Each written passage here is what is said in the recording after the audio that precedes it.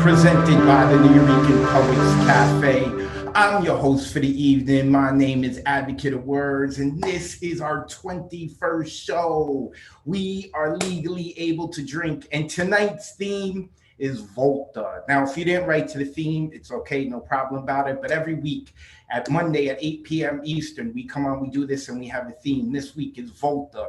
Now, Volta is usually used within sonnets. It means a turn. It's when the story takes a turn or the feeling takes a turn, the sonnet takes the turn. But tonight, however you want to use that and however you want to flip that, you can flip that. So before we begin, we got to do some thank yous. So we would like to thank the NEA, the New York State Council on the Arts, the New York City Department of Cultural Affairs, Amazon Literary Partnership, and the New York Community Trust for sponsoring our free online events. You too can support us with a tax-deductible donation at www.nuyorican.org/contribute, or you can send it to our Cash App to Nuyorican Poets Cafe. Next week's theme is going to be animal, whether you're a spirit animal or a pet, however you want to flip it.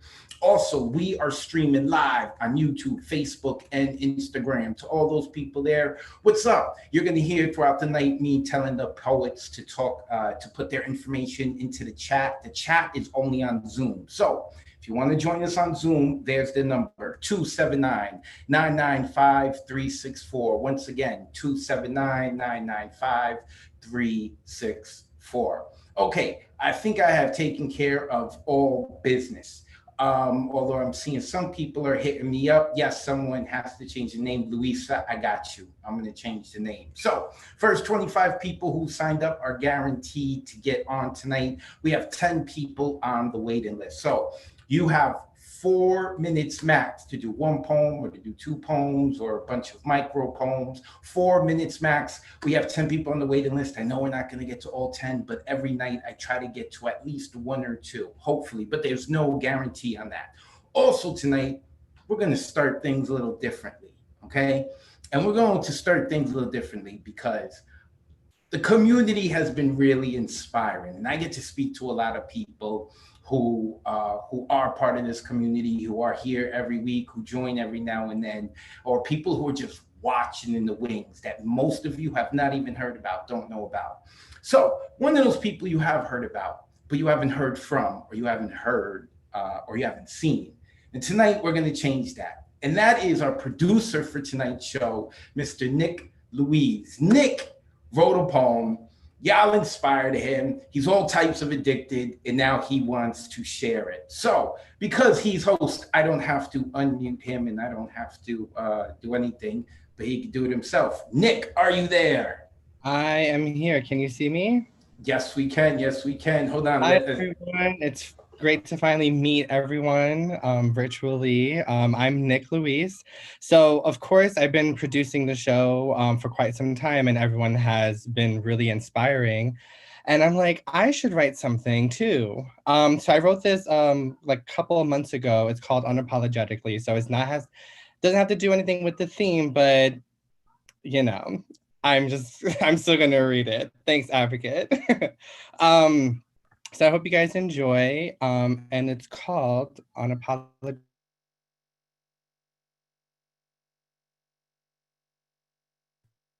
Oh, I no. was by the table, 6 years old. Wait, Nick, hold on, Nick. What happened? Nick, we lost you for a second. Oh, can you hear me now? Yeah, you froze and we lost you. So, all right, were you beginning the poem? Yeah, I just had started the word, Okay, go ahead. but I'll go ahead. Go ahead. Okay. Start over so we can hear you. Go ahead, Okay. brother. I was by the table at 16 years old. I sat my mother down because she needed to be told. Love me, for I like boys, a reason I play with my sister's toys. She said, Papi, I always will do, but I want you to love you too. From that moment on, I knew it was a journey, taking a deep breath and counting 1, 2, 3. Who am I? What am I doing? Is this really me? Can it be? I had to go searching for my inner core so I can be me now and forevermore. In the moment of screeching voices in my ear, screaming, what do you want? And I declaring, I'm gay, is something I had to hear. Today you see me, who me, yes me, Latinx, Puerto Rican, Black, gay, bear, queer. Yes, I'm here. Everywhere around me, society screaming, men don't cry, men don't feel, men don't wear makeup or high heels, painted nails, ponytail wigs, I can tuck and also fuck. Probably better than most, but here, I'll give you some leprechaun's luck. Are you masculine or feminine? Why, when no one asks for your opinion? Better try again, because it's not about being a man or a woman, but about releasing your inner fierceness. I'm a witch, bitch. I'm here to spread the love, the light, and fight against all those who oppress us into the night by creating art from the heart, peace, equality, tranquility, conversation, intuition, premonition of what the world should be like. For it needs more righteousness, fellowship, friendship, compassionate, empathy, growth, truth. Your truth shall set you free, but it begins with you. Being you is the greatest success you ever have in life. Life was not given to tear each other down because we all have our own worthy crowns. You can make a difference. You could be the change you want to see. You could be the peace in the world. No one has the right to tell you who you are or who you need to be just because the faith you believe in that gives you purpose, or the person you fuck in your bed, or the color of your skin for the things that make you you, or the things that make you happy. No one has the right to take just because they can. No one has the right to kill, including those who were sworn to protect us. Another human being, Black, trans, LGBT, queer, women, disabled, mental and physical, pan, a, demi, omni, sapiosexual, and the list goes on until we scream, push, fight, and stand up. For today we say, how dare you? How dare you? Be safe, be still, be proud, be you unapologetically. Unmute yourself and give it up for Nick.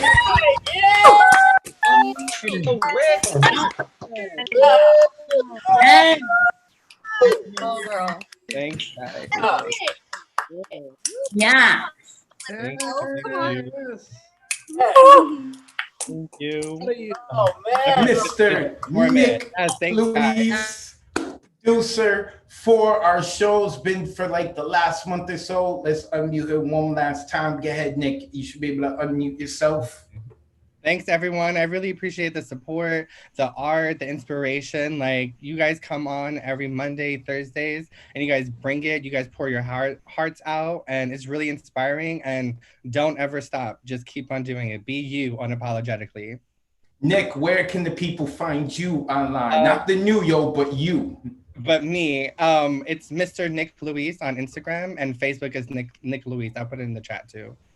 Awesome. Thank you, Nick. Thanks, guys. Bye. I'll still be here. That is our producer, Mr. Nick Luis. So now I talk about Nick, you know what it looks like. Okay, cool. And I think the only other producer we had perform, do we have someone else? I think so. All right. So if you guys check the chat, I just put the list for tonight. This is who the 25 are guaranteed to perform. So kicking it off, we are going to Central Massachusetts. I just saw her. Where did she go? I see her. Oh, I love her hair. What'd you do with the hair, Christina? You blew it out. Oh, I love it. You should be able to unmute yourself. Okay, can you hear me now? Yeah, now we can. I showered and I straightened my hair. That's the magic. I showered and I straightened my hair for you. Well, I love it. I love it. It's popping on the screen. I noticed it right away. All right, cool. So are you ready to get into it? Yeah, I think so. All right, go ahead, Christina. Okay. A glass of water and a glass of beer. Safely played, sweet potato fries and honey, a loaded burger. A girl has to eat, and if I'm gonna be here this long, I'm gonna eat. A string of dates, testing out personality, testing out newfound confidence pushed into a corner, remembering that girls like me didn't get to just be alive, be passionate, be eager, be loud, be fierce without being too much. growing, stretching, reaching arms out to catch tears and stars, letting go of ideas of love that wrapped our minds and warped us to letting go of everything that we have to become, digging through drawers and closets, putting out the trash every spring, sometimes through the summer and the fall, making enough space for new things to be added in the winter, just to realize that the added styles don't fit me all over again. Finding that spark, that magic like fireworks before I realize that those are what bring on my flashbacks, becoming intertwined, struggling to see how codependency developed when there were almost 1,000 miles keeping hearts apart. Months became years. The wanderer became the adventurer, navigating home with a compass pointed northeast. Coexisting, co-living, but running parallel, never truly intersecting, trying to keep unique identities while encouraging the world to mix, but feeling like oil and vinegar, repelling at first, but then succumbing to the inevitable, but only for a burst of time. Wondering if it's actually okay that there are times when opposites have no interest in changing to mold into each other. New traditions celebrated, new traditions questions, as though children aren't allowed to become adults that don't want to be like their parents, as though children are not allowed to become adults. Compromising, anxiety, arguments like clockwork, like I like to be early, but my heart races because I want to be the last person that walks through that door for this party. But it never works that way, and time is never divided evenly. Time is never actually fair, so I steal time and reinvest it into parts that help me understand why I'm trying to steal it to begin with, like rewriting lines in my poetry as though it's supposed to be symbolic of something much bigger, like dear loved one, like who am I, like if you want to actually love me, like for the record, I love you when you make me so damn angry, and like, I will give you the best parts of me, forgetting that I can't regenerate. Like, what had happened was I realized that it was okay to have a big voice and to take up space, and that it's possible that it is overwhelming and it pushes out everything else so that I can see the steps in front of me more clearly. Letting go of the societal measure that I am more worthy and appear that the only way to find myself through the trees in the forest is by stopping to ask for directions, as though someone else can tell me how to rediscover a part of me that I didn't realize I lost better than I can. Too bad those parts of us don't leave behind breadcrumbs lighting up the path to the lost and found. Not that I would actually listen or take it as a sign, because I just always think shit is a coincidence. I'd probably just eat them and move on. Unmute yourself and give it up for Christina. Our house, Christina. Yes. I'm loving the energy that the audience is giving. Make sure when I unmute you, give that same energy. Awesome, great way to start. Christina should be able to unmute yourself. My favorite line was the wanderer became the adventurer. Ooh, that whole imagery, like there's a whole story right there with that one line. Also in the chat, of course, a lot of people gave quotables. Christina, where can the people find you online? On Instagram, it's Run, Sweat, Eat, Repeat. That's also my website. That's probably the best way to find me is Instagram and my website. So. And there's the blog on the website. So deadlifting, we're at 215 or we got higher? So I had my powerlifting meet on Saturday, and I pulled my heaviest deadlift in 5 months since my car accident, and I pulled 226. And my goal was to clear over 500 pounds, and I cleared 518. So my squat and my bench weren't as heavy as they've ever been, but they were the heaviest since my car accident, so that was really good. So I'm pretty excited about that. That was fun. Awesome, fantastic. Make sure that you go check out Christina's website and on Instagram, Run, Sweat, Eat, Repeat. Christina, thank you so much. Appreciate it. Thank you. Christina is a mainstay here. Better go check her out. I'm telling you, go check her out. All right. Some quick questions were coming in. I want to answer them. If you are signed up, there is no censorship. Obviously, we're not going to accept any kind of hate speech or whatever, but there's really no censorship here. If you have music that you want to share with your poetry, that is no problem. All right. Next coming up on the mic is another mainstay here, Kai Brackens. Let me unmute Kai. Hey Kai, what's going on? How are you? I'm doing very well. I'm I'm living a life. Did you have a good weekend? Yes, I did. Yes, you did. On Saturday night, I hosted an erotic open mic, and Kai Brackens came through, as many people did, and killed it as always. Okay, so let me shut up and let you do your thing. Go ahead, Kai. Okay. So, if you didn't know, yesterday, Paul and all of the people who were working on the I Can't Breathe magazine, we had our lunch. And we all got to like do our pieces and everything and really share the good vibes that's coming on and everything. And I actually got inspired and wrote Slave Ship Sick, kind of going off my original poem about the anger of being a half Black kid when their mom, who is white, is saying all lives matter, not fully understanding what that entails for her kids. Okay, so this is Slave Ship Sick. When my mom tries to remedy my peaceful protest of Black Lives Matter with her ignorance, I go to open my mouth but come to find all that comes out is black ink like black tides as these ships cross my ocean bodies thrown over the edge like a casual occurrence instead of a human tragedy. Water rushing like untamed faucet, tasting of salt, sweat, blood, and shit, Black bodies becoming strange fish in these seas, already caught, then turned loose, gutted as such, unable to swim home. Find myself stumbling, sick as these slave ships rock my body as they cross these waves, digestive system sloshing with this constant injustice. This entire time, my mother watches as this tidal wave of human horror stories pour from past her daughter's lips and tries not to trip as she watches the gore that pries its way past my teeth and waits patiently, unable to turn away, needing to see me regurgitate the ships that hauled my looted ancestry to a hostile aquarium to really believe all the white man's treachery. Need to see them filleted in front of her own eyes to know them as her plantation-owning great-grandfather's black fish fry, turning my father and I's ancestry into an everyday buffet.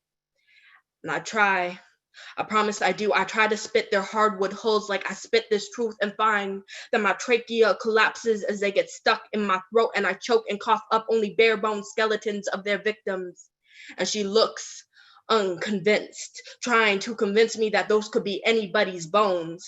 And though I turn blue in the face, trying to resurrect this stomach bug, show her the truth of this history and how it still sits in this belly, how it still sits in the belly of Black kids whose parents can't even afford to put food in their belly, how they go to bed at night nutrient empty but full of century-old white supremacy.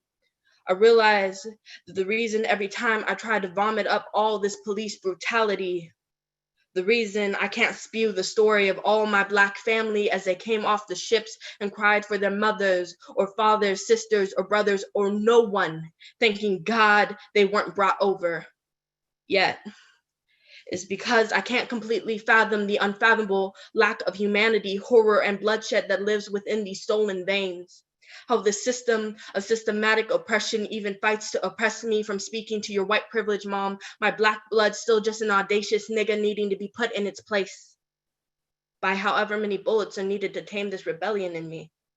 How my mother tries to explain over me about these riots and how it's just like these protesters to jump on this bandwagon to raise hell over another death, even though these things happen all the time.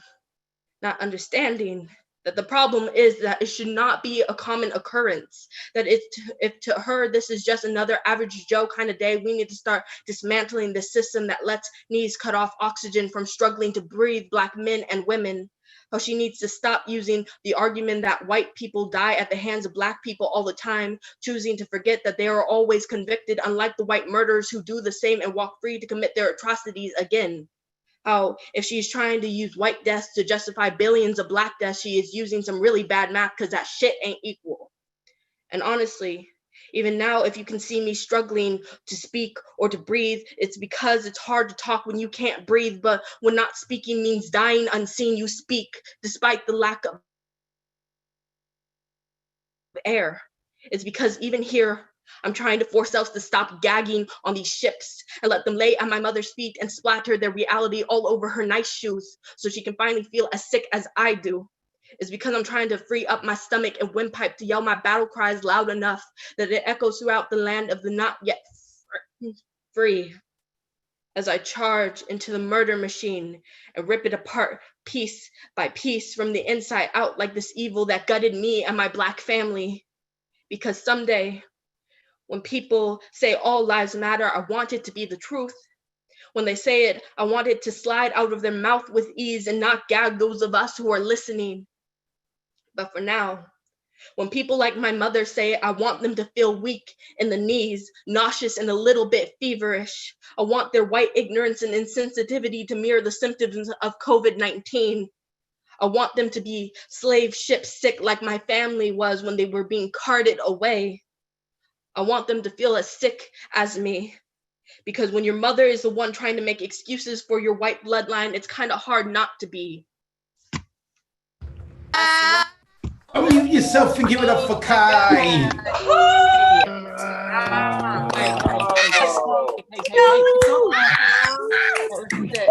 Yeah. Kai Bracken. Sorry, I had to unmute everyone.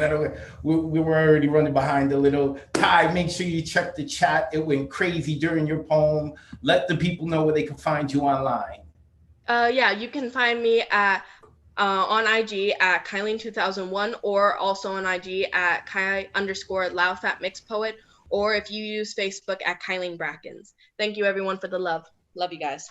Thank you, Kai. Make sure you also put that in the chat, Kai Brackens. Real quick, because I see we have a lot of people here who are showing up a little late. If you're watching from Facebook, Instagram, or LinkedIn and you want to join us on Zoom, you heard me just ask Kai to put her information in the chat. That's all being done on Zoom. The number is 279-995-364. Also, if you follow me online, you're going to see that later tonight, I'm going to post this flyer, all the information for you. For Saturday, I am hosting for Celebrating Independent Bookstore Day. I'm working with Bronx Bound Books, going to host an open mic online. So with that being said, next coming up is Sam Park. Let me unmute Sam. Hey, there we go. Good. How are you, Sam? I see that you brought some backup. I'm good. This is my friend Charlene. We're just chilling, taking it easy today. But yeah, so got a poem. I don't know if it's a Volta. I tried, but we'll see. We'll see where the turn happens. You know what I mean? We'll see. All right. This is Outlier. Leisurely taking a stroll through time, acting only as a mime of monotony, comparable to a soul that longs for autonomy yet struggles to act without volume. What speaks volumes? Is it speaking in tongues of cliches and fermented memories, measuring success with ruthless victory over our enemies, as though the true trophy was a mere pursuit of happiness? Clouded ignorance looms over our heads, filling voids with temporary cures for existential dread, since it's easier to distract ourselves than confront the imminent progress that lies ahead. We are stuck in the luxury of indifference and common sense, ignoring the mind and its own wondrous paths and bends, intricacies ignored, all in order to lend convenience to the world that so easily condemns. As precipitating ideals free fall into pools of cliques, they neglect change to maintain comfort in their residing, only aspiring to maintain providing, but even with that justification, surviving isn't the same as thriving. Although I'm surrounded by the status quo, I know that I must unlearn in order to let go, taking what nourishes and not leaving any crumbs behind me. Kindly and blindly having faith, I proceed, striving to balance judgment and compassion. I take heed of the fact that I am worthy of more than what history has fashioned into a glass ceiling, an expectation, and the limiting standards of passion. I was born with the ability to stand upon my own solid ground, upon soil that is ripe with intention and resounding perseverance. There is no contesting a blessing, which only occurs in confessing and complete adherence. To take its place, professed normalcy that was once filled with empty space will now be filled with grace that gifts me solutions in the form of expression. I instill my will's only extension of freedom to unlock my lips, to project a voice that merges empathy and reason. I'm just a human living in this world, but I maintain the power to unfurl my mission, my commission, that is the pursuit of shedding the light I catch to the darkness around me. I am an outlier. Unmute yourselves and give it up for Sam. Thank you. Thank you. Let me mute everyone and let me unmute Sam. So good. I loved it. Fermented memories. I was writing something Yes. similar to that, and I really that stuck out to me. I know a couple of people put in the chat. So Sam, let the people know where they can find you online. All right. Well, first of all, thank you. Thank you so much for your words. Thank you for DJing. Thank you for being A1 all the time. Thank you for everyone being here. But if y'all want to reach me, I've got my Instagram. That's at Zaddy_beats. I also have a Spotify, and I'll definitely link y'all to it, as I am a playlist curator and I love sharing my music. The past playlist that I just released is called Bi-Weekly Love Letter. So it's some good shit. So you should try it. You should try it. But yeah, I'll put all my info on the chat, and thank you so much. Awesome. Thank you, Sam. Sam Park. Let's talk about love. Have you guys ever noticed that like some of the greatest love songs and the greatest love poems, it sounds like the author is a stalker? It really does. Next time you listen to a love poem or a love song, just picture it like as if they're a stalker. I swear to God. Did I ruin love songs for you? I may have just ruined it. Sorry. All right, we're moving on. Next coming up is a gentleman that we haven't heard from in a while. And I hope I pronounce his name right. It's been a while. Issam Zane. Let's see if I got it right. That's right. That's right. Yes. How have you been, man? Good memory. Been? I've been maintaining. I hope everyone's been doing all right. Good, man. We've been enjoying ourselves, and I'm glad that you came back. You ready to rock out? It. Yes. I made a game time substitution once I heard the theme was Volta. So I actually just finished a Crown of Sonnets, and it's a cento based on the lyrics of the incomparable OG poet from LA, my hometown, Wanda Coleman. The poem is called What If a Love Like This? And I'll just read one of those. And then I have one more short one. Lift me through my skin, small, unsophisticated country. 2 hours of the same old cold-blooded bloodlessness. Too little for too much effort. I pursue my dramas, those stars. There is other life out there. I sense it, a smell, a hello from months later, a black bird with one red feather, the Chattahoochee, the Cheyenne, the Chippewa, the Cimarron, washing 6 months worth of dirt and the devil off. And the subject of your love, we reign in each other. Darkness parts and a nation's heart is released. I am full. I'm on uptime, have no resting place, cannot rest, water, listening to how I listen, knowing there's a limit. I thirst for the cold white quench. Without you, this city is a pale, rude fiction.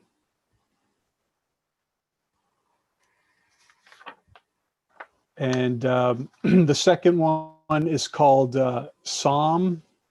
And I mean, I don't know if it's a traditional psalm. I guess it could be seen as one.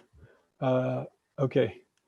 Turn the lights down low, for the Lord has multiplied my love. I have waited in secret and silence in dark places in the city's thighs, and he has not shown. This is the point of quiet exclamation. He is not addiction. He is not brutality. Not the semi-automatic, not the tock, tock, tock, tock, of joy or resistance, not Elysium, not Elysian. He is not the limelight, not the announcing volcano. He is not a sort of sword or funnel. He is not the glad loin or gladiolus. He is not the gold lion in the den. I have waited for him with head cocked, dribbled into his cup and picks. He is not the place to begin. You might be. Your body whispers between mine and the Most High's. I forget the unholy God whose name is excellent. By you, I have known the beauty of the blaspheme. You give meaning, my conceit. You are all deliverance, tip, speech. Unmute yourselves and give it up for a psalm. Yeah. Very nice. Psalm Zane. Let me unmute him one more time. My favorite line that stood out. You should be able to unmute yourself, brother, right now. Okay. Is without you, the city is a pale, rude fiction. I saw a couple of other people also put that. So did your daughter watch today? I'm not sure. I'm not sure. Okay. But they do a very good impersonation of you. I'm gonna have to them come on next time. They do a very good advocate of words. It's I love to hear. I love when people make fun of me. I love it. I love it. Sam, let the people know where they can find you online. I'm on Twitter at IZINEH. Thank you, brother. Make sure you put that in the chat as well. Appreciate it. And Thanks. Definitely shout out to your daughters. I want to see the impression. Okay. That would be hilarious. Azam Sadeh. Make sure you put your info in the chat. Everyone can check it. Next, coming up, I actually skipped him by accident. I really apologize about that, but he quickly corrected me. And that is Andy. Let me unmute Andy. You should be able to unmute yourself now. There you go. Brother, I'm sorry about that, man. What? Okay. You know, I was just excited to see Assam. We haven't seen him in a while, so that's what happened. So, like, you know, don't go anywhere. But if you disappear and then come back, I might wind up skipping someone by accident to get to you. My apologies, brother. All right, I'm gonna mute myself. I'm gonna let you get into it. Go ahead. All right, I got two tonight. One's called "Boys Like Me Don't Get Miracles Like You," and the other's called "Water." I don't know if they've all told you guys. Can tell me later if they do. All right. Honey bear. Boys like me don't get miracles like you. Boys like me, the snaggle-toothed, the awkward, the emotional, that often carry soft curves where they should be hard and hard words where they should be soft, don't get miracles like you. I'm the chubby best friend B subplot to a film constantly about other people. My love story isn't the story. It's the piece in the shadows that's showing that maybe I'll get lucky, but more than likely I'm the man in the background cheering you on. That's not to say I don't come with superpowers. I will see you as you are. I will see you for everything you could be. I will see you for all your hopes and dreams and raise you the most pure love that your body has ever experienced. I will always call your play, even with the worst cards, because I'm going to be with you to the very end, and behind my eyes, you'll never see the oceans of feeling I have for you. Boys like me don't get miracles like you. Because that's what you are, a fucking miracle, brought into this world like a lightning strike in a southern thunderstorm, finding in me an electric vibration that I didn't know my bones could resonate.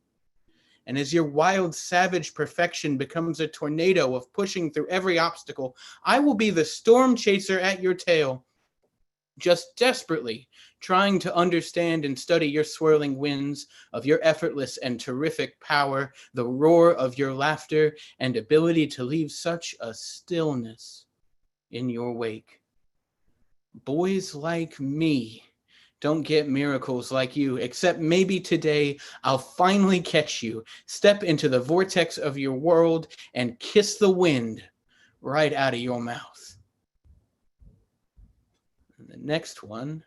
Wait, I gotta stop you. That was fantastic. That was like someone put in there, Volt the AF, and that is so true. So true. Great job, Andy. I'm also stopping you here because you did a great job, but I'm gonna poke a little fun at you. I have to, okay? Okay, that was a great, like, unrequited type of love poem. But didn't it sound a little stalkerish? I just wanted to make my point. Oh, it's a little stalkerish. Don't worry about that. No, you made your point. I got you. Okay, but let me tell you, Stalkerish. but Andy, that was great. Like, Oh, there's love so many quotables from title to end. So I'm sorry to stop you. Get ahead. Get back into your second poem. Second one? All right, here we go. Water. I've spent most of my adult life telling people that I'm water, that I'll take the shape of whatever container you want to put me in. I'm effortless. I flow over you. I glide through your life, sustaining you. And if you're lost in a desert of your own pain, I'm invaluable. And if all I am is a canteen, then save me for later. Drink me up, absorb my words, my mind, my body, and let me. Actually, that's a really shitty fucking metaphor. I'm a human being. I'm a solid thing in your world. I take up space. I'm loud. I'm crass. Because a fun fact about water, it doesn't bite back the way I do. I'm a motherfucking redwood forest with the density of plutonium trapped in a 5'6" body with a kind smile. But if you need something that's going to bend to your shape, get the fuck out of my forest and read the warning signs on my reactor door. Some people might think this is my Chernobyl, but this meltdown is a revolution of thought and refusal to be a liquid. Because if you need water, we both know you got to sink for that. And I will not be 1 more minute, 1 second more, be an expendable resource for you to spill on your floor, or a paper you can easily file and determine my place at a glance. I'm a patchwork quilt, beautiful for all the reasons I don't fit, perfect in my handcrafted imperfections. And if you can't see the beauty of my present, then perhaps you don't deserve the gift. Perhaps you don't deserve my gift in your future. Unmute yourself and give it up for Andy. Yeah. Woo. Freaking hot. Yeah. Damn. Coño. Andy went in. Let me unmute Andy one last time. Hi. There you go, man. Yo, it was fantastic. You took turns. I love them on both poems. Where can the people find you online? You can find me on Instagram at Andy Meerkat with 2 T's. I will chuck that in the chat. Awesome. Please do. That is Andy at Andy Meerkat. Yo, dude, killed it. A little stalkerish with the first poem, but still killed it. Killed it. All right. Next coming up, I think this is her 3rd or 4th week with her. She is starting to become a mainstay representing West Virginia. It is Miro. Miro, you should be able to unmute yourself now. Hi, Advocate. Hi, everybody. How are you doing tonight? Not so great because I have to follow Andy yet again. This is my 2nd time behind him, and after those 2 amazing works, I'm like, oh shit. So thanks for that. No problem. Just the best for you. Yeah. All right. So I'm sure you're going to kill it. You've been doing great with us. Just add to the energy. So okay. Here we go. Miro. Okay. Thank you. So I did a little research on Volta because I wanted to make sure I got it right. And I ended up writing a poem about my mother. So, taking a little note from Liza Minnelli and Cabaret, I called it Maybe This Time. So, I have crashed my head against this brick wall so many times that I am now concussed, cross-eyed, incapable of inflicting another blow in the vain hope that maybe this time it'll be different. Maybe this time the wall will cede, my efforts will prove that yes, indeed, you are capable of change, of being the person I need. Loving, nurturing, supportive, rather than judgmental, criticizing, embarrassing, etc. into oblivion, beyond frustrating. I've tried. Again and again, I rammed myself into the wall, thinking, hoping that maybe this time it'll be different, that you'll see through your madness and take my side. Conceived out of boredom in your doomed marriage, I was your doll, your plaything, to dress as you please, picture perfect as you yanked at my curls and yelled in my ears. For the longest time, I thought my middle name was a curse that accompanied my first because you always said it, shouted it when I was in trouble, which was often. You distribute punishment swiftly, slapping, spanking, screaming, no dessert to your room, no meals today, dragging me by the ear to the living room to practice my violin with Dad. I couldn't because I was crying. I quit shortly after that.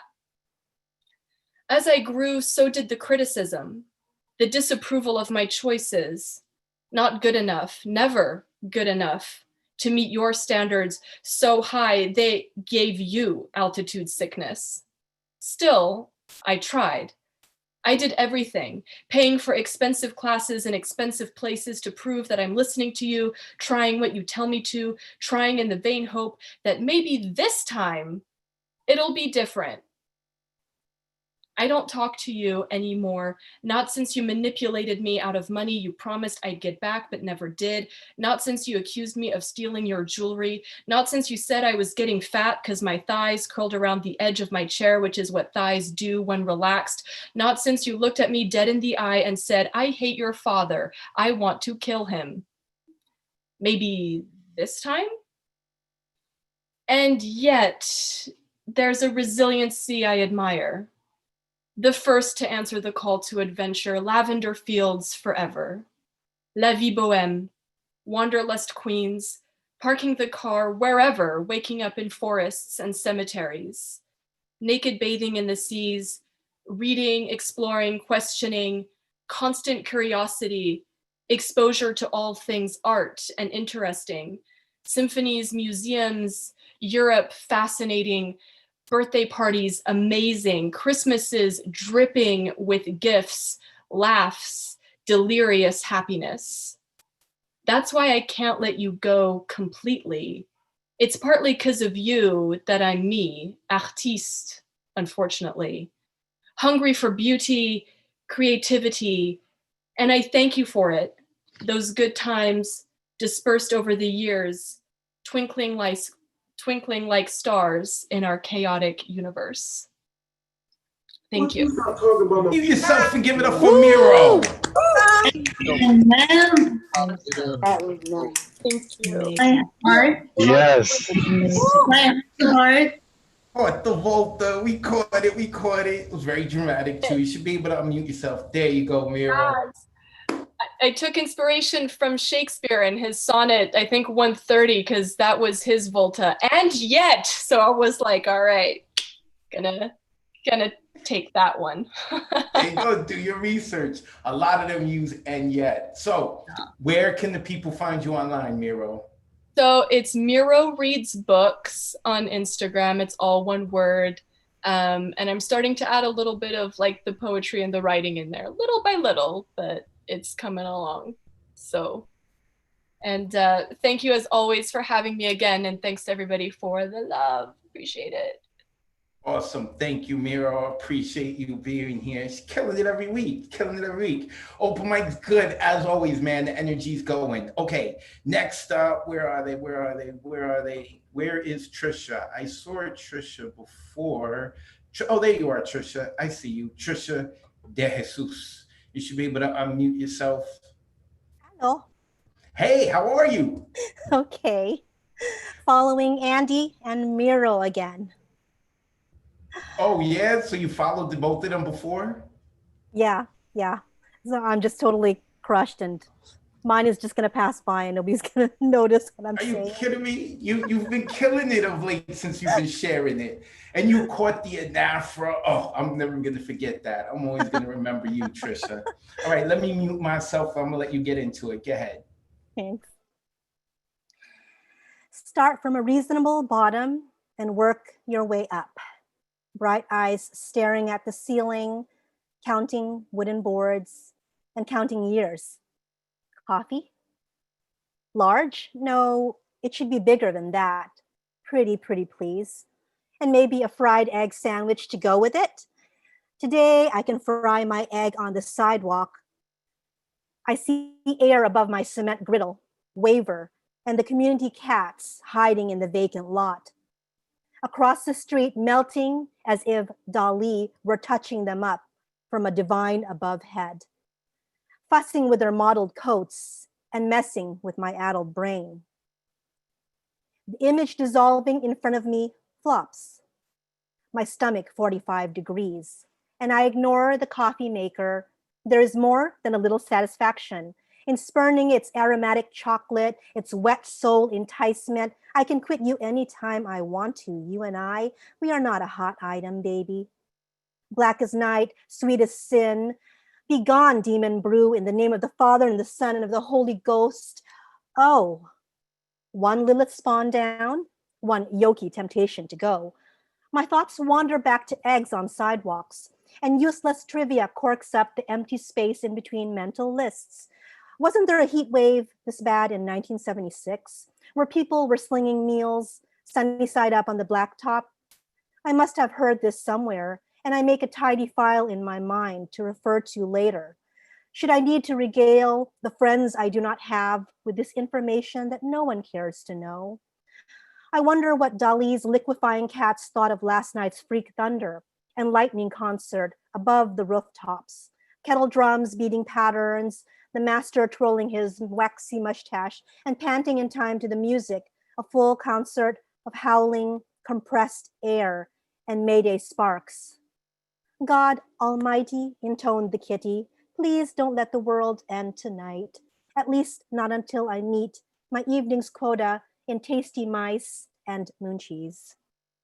Do I have time for one more? Oh, hold on. I went to unmute everyone so I could have everyone clap for you. Ged, if you have a short one, I could let you get on with one more. Ged, you gotta unmute yourself one more time. Okay, I will just do the second part of it, so it'll be short.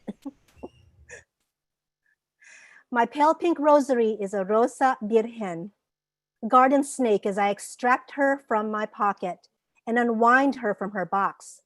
I wrap the excess Abaginoong Marias and a few Lawalhati sa Amas around my left hand once. The pressure of each bead is slightly sharp against my palm, and this is reassuring. Initiate sequence. Testament of my faith and belief. Nang may ikatlong araw na buhay na mag-uli, on the third day he rose again, at patawanin mo kami sa aming mga sala, and forgive us our trespasses. Aba po, Santang Mariang Hari, hailing a hallowed queen, followed with a chaste obedience by 10 immaculate virgins in a row. Aba, Ginoong Maria, napupuno ka ng grasya, punong-puno ka ng grasya, bigyan mo ako, oh, give me some of your pregnant grace. Implore the Lord to be with me too, please and thank you. End of the row, glory be, rinse, repeat. 4 more decades to go.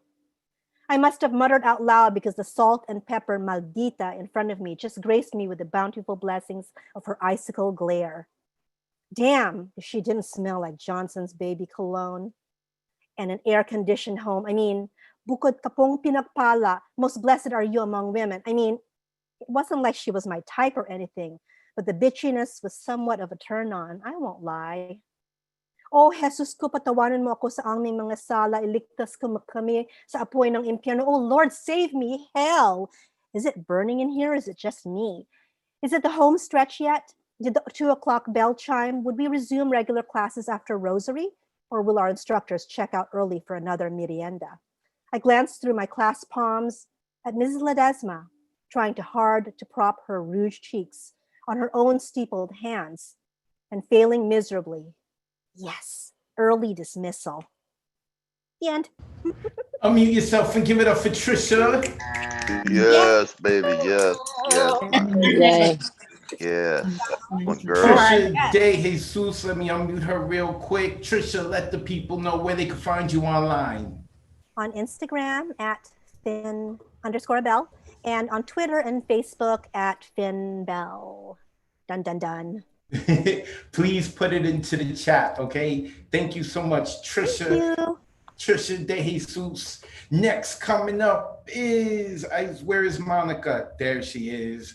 Oakland in the house, the Bay Area. How are you, Monica? Great, thank you. How are you doing? I'm good. Before you go, let's see the shoe game. Okay, so I'm gonna step on stage, on your stage tonight in my cozy Ugg coral slides. Those are comfy as hell, man. Those are comfy as hell. All right, go ahead, get into it, Monica. All right, thank you. So I'm gonna do one poem, but it has 3 parts. It's kind of circular. So I wanna thank you and this platform, your prompts, every poet every week, and the chat, because I've been unlocked. I'm like writing like crazy. So I'm not following the prompt this week.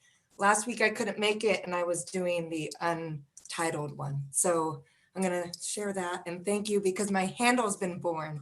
So from now on, after today, I'm gonna be known as Metronome. So, all right, keep my own beat. I learned to rate the cap and bun this dead chat. I learned how to love and let go of the blood clots that strangle the heart. I learned to be worthy and stopped bums chipping away at me.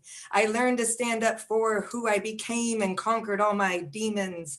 I learned how to connect to the Most High and met the conquering lion. I learned how to love with no conditions after I rinsed the conditioning. I learned how to stay connected and say no to what is bad for me. I learned my own personal wisdom and walk with no apologies. I learned what the soul was here for and emancipated myself from mental slavery. I live and then I learn and come to find out that is the only turn.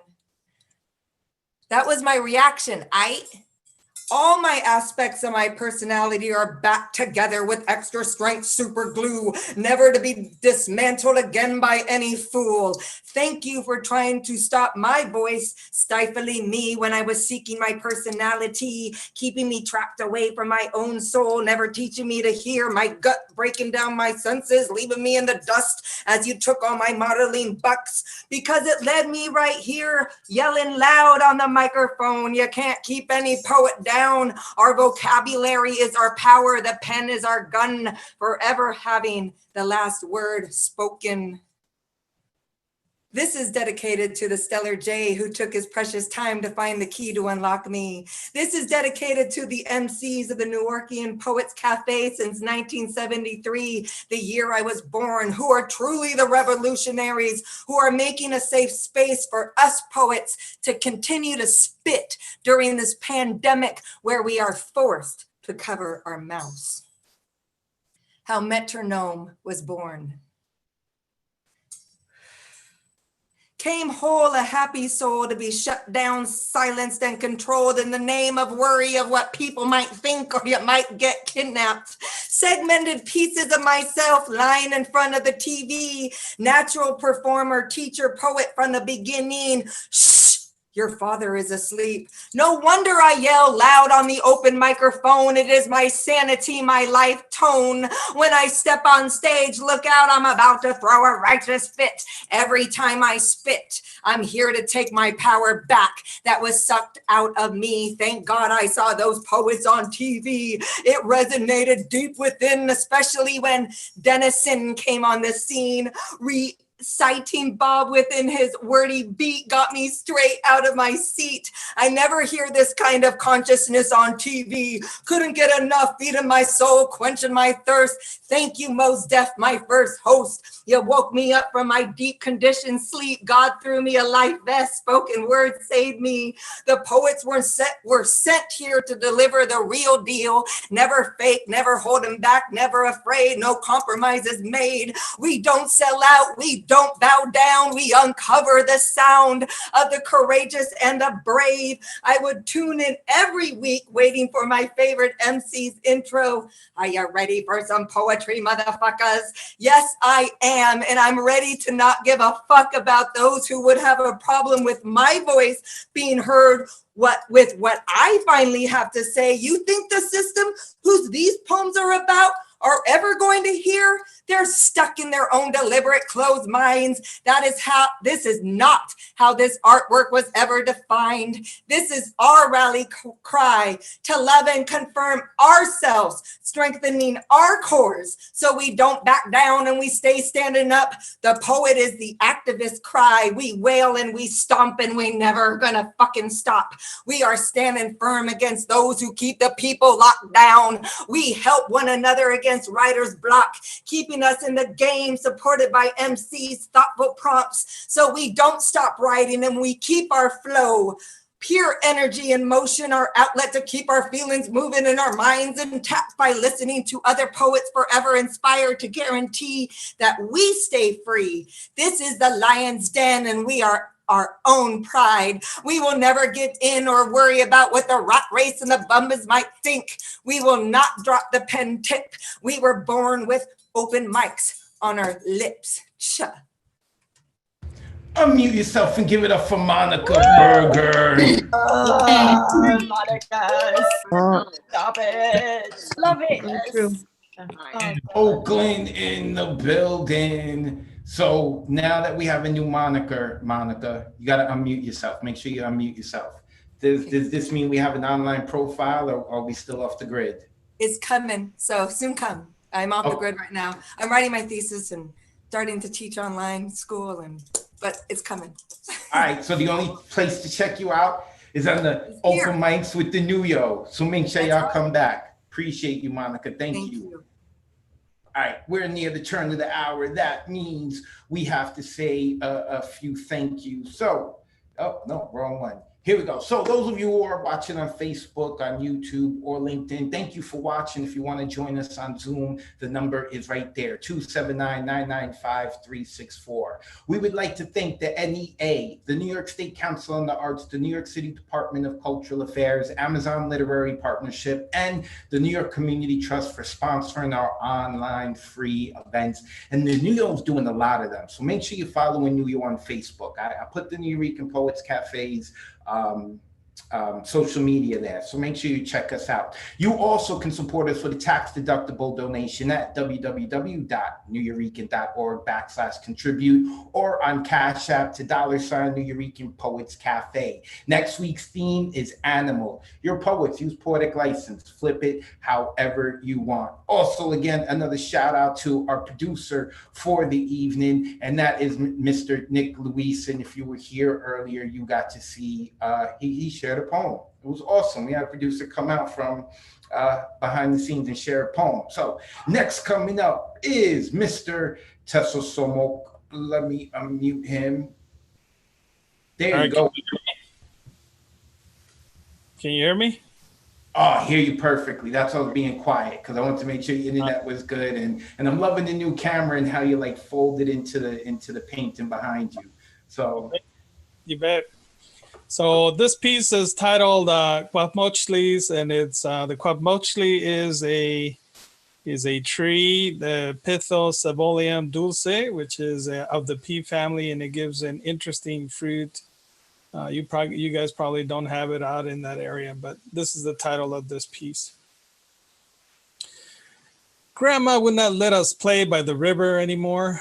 She said it had not rained much this year, and if we went into the water, it would make us sick. She said, we were already tired, and that would only make things worse. We asked her if we could play with the kids down the way, and she told us the other families had begun to move away to other towns, cities, and valleys. We were sad because Rosa and Jose were moving away and we were not. She said it was because the communal granaries were empty and they could not take any more years of drought, bad corn harvests, weak beans, the pestilence of the decaying carcasses of cows, horses, goats, sheep, chickens, and even the household cats. Grandpa, Dad, and Mom had gone ahead to find a place for us to live. They were still strong, not like Grandma and us. Pedro, Juan, Maria, and me, we were too weak and hungry to make the long journey. Grandma was sad and tired, and she encouraged us by saying, "Ite guamuchiles," It was all we had to eat. We ate guamuchiles. We were hungry to the bone. During the night, Pedro had passed out near the arroyo. In the morning, we just could not wake him up. We dragged him away from the dried riverbed. Pedro's hands had not been able to dig deep enough to get water. He was thirsty. He was hungry. He had heard his echoes. We had heard his echoes all night, but we couldn't barely move. Me estoy muriendo de hambre. Me estoy muriendo de hambre. Me estoy muriendo de hambre. I'm dying of hunger. I tossed, but his words still nipped my cold earlobes. Grandma had attempted getting up, but she too was tired, went back to bed. Maria was scared, and I could hear her murmur against Grandma. In the morning, Grandma called him many times, but he would not come. None of us could move much, stomach bloated with painful gas. We looked at each other as if to convince that beyond the pain, hunger gnawed the hairs on our necks.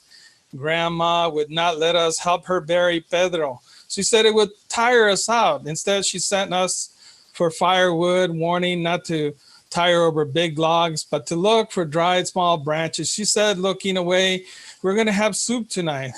By the late afternoon, we had collected about 2 feet of dry branches, and Grandma had not returned. We helped Maria get water from an almost dry pool. We stopped in front of the porch, tired we were. We rested because we were tired and hungry. We helped Maria get the water, filled cántaro off her shoulder. Grandma was back and had started the fire. She was happy we were back. We rested because we were tired and hungry. We were unwilling to admit to each other the extent of our acheful hunger. Grandma woke us up from our dreams of food. She led us to the table where the bowls of steamy soup were waiting, with ringlets of grease floating on the surface, our mouths melting with an outrush of saliva, ready to digest. We ate and we ate till we were heavy to our groins. I lay there on the floor on those stretched out burlap sacks and the woolen blanket I shared with Juan. I could not go to sleep because the soup kept swishing inside of me and I couldn't get Pedro out of me. I kept wondering where Grandma had gotten the chicken. I wish I would have eaten the guamuchiles instead. Whoa, unmute yourself. Give it up for Mr. Tessa Somo. That was beautiful. Wow. Wow. What a turn at the end. Ooh, Mr. Storyteller, Tessa Somo, where can the people find you online, sir? Put it on the hashtag, and I'm glad that snuck up on you. It very much did, sir. Make sure you put your info into the chat so that people can see, okay? Will do. Thank you. Thank you, Mr. Tessa Somo. That ending was everything right there. That was everything, Mr. Tessa Somo. Okay, next coming up, Mr. Jeff, no longer Zoom's Cottrell. You should be able to unmute yourself, Jeff. I still Zoom. There we go. that's the analog Zoom. It's more the 3D effect now, I suppose. Yes. So how are you, sir? You good? I'm good. How are you? I'm good. I'm ready to hear what you got for us this week. Ready to add your energy? Yeah, I got something old. It's so old that I have a feeling I performed this at the real New Yorican years and years ago at an open mic. So here's a return. It's called Sally Dumps Jimmy. Jimmy, this is a gorgeous restaurant you've chosen. And you look so sharp tonight, like you always do. You always know how to show me a good time. Every time I'm with you, I swear I'm on top of the world. I feel like a queen. And when you're not around, life just doesn't seem as worthwhile. I find it very, very hard to imagine myself with anybody but you. It's just not working out. Please don't misunderstand. You're the best guy in the world, and you make me feel so special and complete every time I'm with you. But Jimmy, I just don't think it's going anywhere. I think we should both move on. I know you love me sincerely, and you would never do anything to hurt me, and you would always be loyal and kind and gentle and honest with me, but I really do think it's time to end it. Yes, I realize that we have a deep connection and that we share a lot of common interests and values and that our dreams and goals are very similar and that we have fantastic sexual chemistry and that we never get tired of talking to each other and that we have the same religious and moral and political beliefs and that we completely respect and even admire each other's differences and that we're so comfortable and emotionally open with each other. And that we get along great with each other's families, and that we have all the same friends, and that we make each other want to be better people, and that we'd be totally willing and eager to work on any problems we might have, and that we never have any lapses in communication, and that we both accept and love each other unconditionally without a single reservation. But Jimmy, that's just not what I'm looking for in a long-term relationship. I need more. You're keeping me from exploring other options. Jimmy, I'm sorry, but I need to find somebody who's more of my type. I think I should find a man with whom I have no compatibility whatsoever. Someone who'll deceive and manipulate me with his surface charms and take my generosity wholly for granted. I need a man who'll treat me like a child and ignore all my real needs and maybe even cheat on me. I think I would be much happier. And you'd be better off too, Jimmy. You need your independence. Now you're free to spend your nights masturbating yourself to sleep or to use up your evenings and weekends sitting in your apartment by yourself, watching TV, eating a lot of junk food. You need that extra time to sit in bars getting drunk and being given fake phone numbers by every woman you meet. Believe me, this is in the best interests of us both. So Jimmy, let's call it quits. Let's not even stay friends. I believe it would be best if I just spent the rest of my life denying I ever knew you. I think I'll move to another city and far away and maybe change my name and hair color. But I'll ask one thing of you.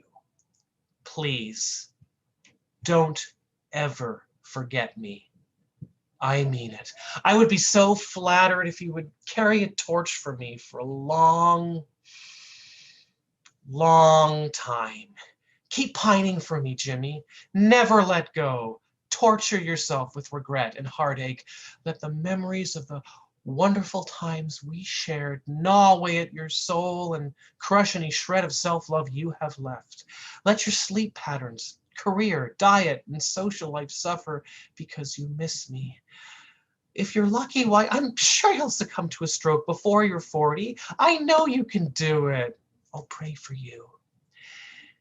Goodbye, Jimmy, and God bless. That was called Sally Dumps Jimmy. Give it up for Jeff. Unmute yourself and clap for him. It's, oh my God, that was such a bitch.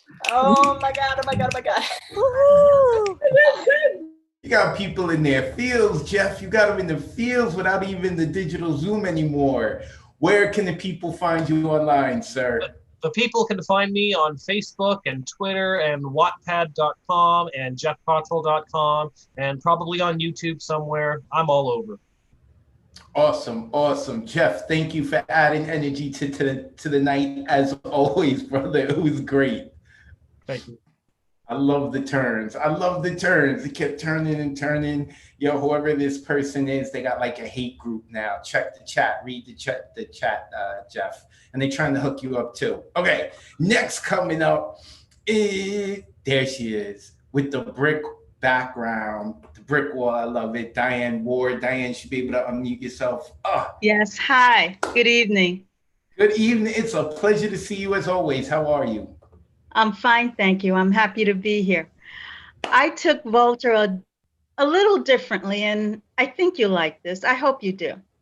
The title is Cape in the Cleaners.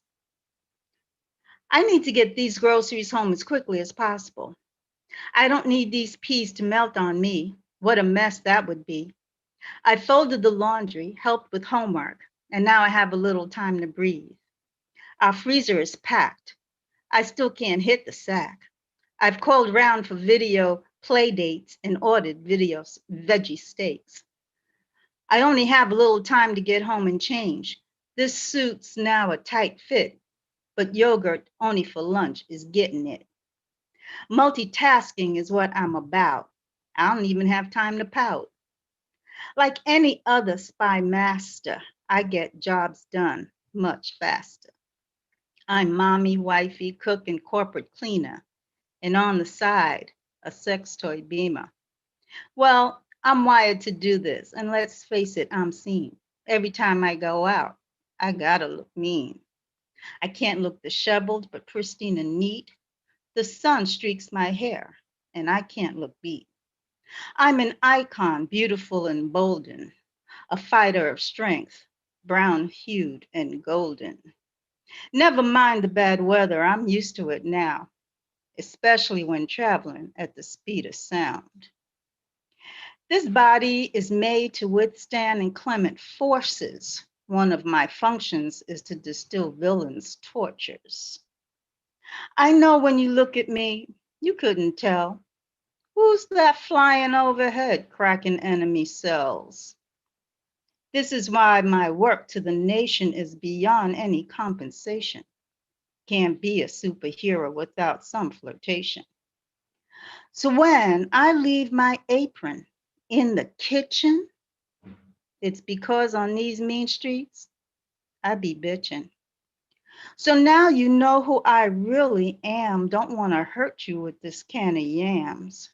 I can make you disappear and evaporate you with my X-ray vision. Keep my secret and you keep on living.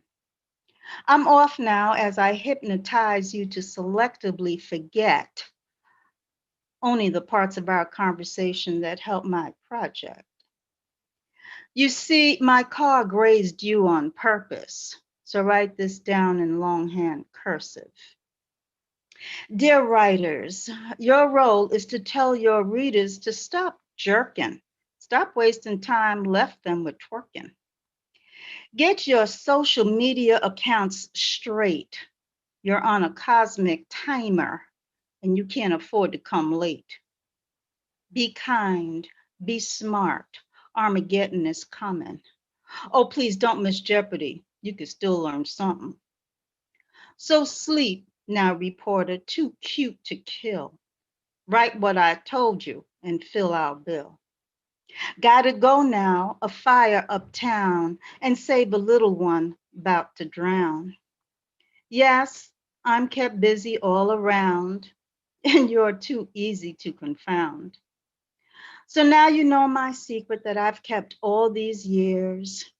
Keep safe, save the planet, and don't blame everything on beers.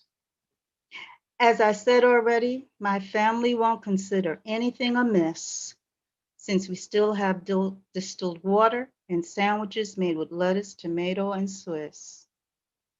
Take heed what I say. Find time now to converse. From me, a wife, mother, and sometimes savior of your puny universe. Unmute yourselves and give it up for the superhero that is Diane Ward. Wow.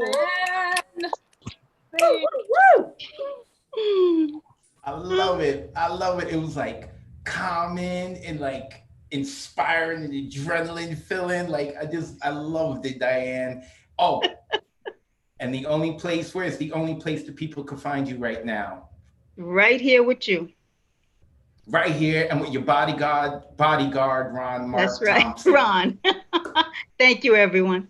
Thank you, Diane. We're so lucky to have you. I love it. I love it. Diane Ward, check her out here on Monday nights with us. And someone asked, does every Monday night have a theme? Almost every Monday night we have a theme.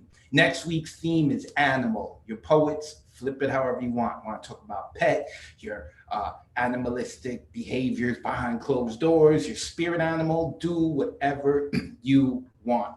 So that was Diane Moore. I really do like Diane. All right, next coming up, we're going to the Bronx.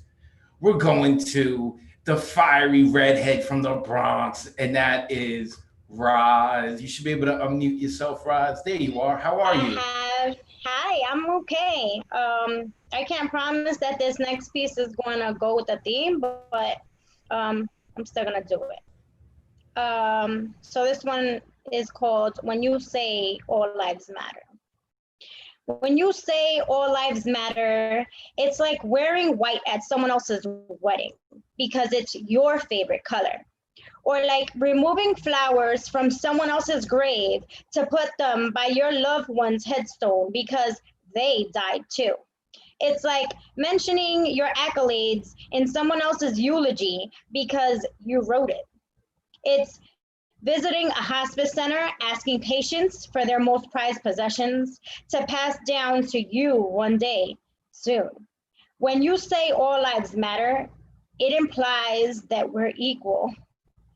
If that were so, we'd agree that current events aren't fueled by pure evil. Why is equality a fantasy? Better yet, the biggest fallacy. Systemic racism pollutes our police departments in the land of the never been free.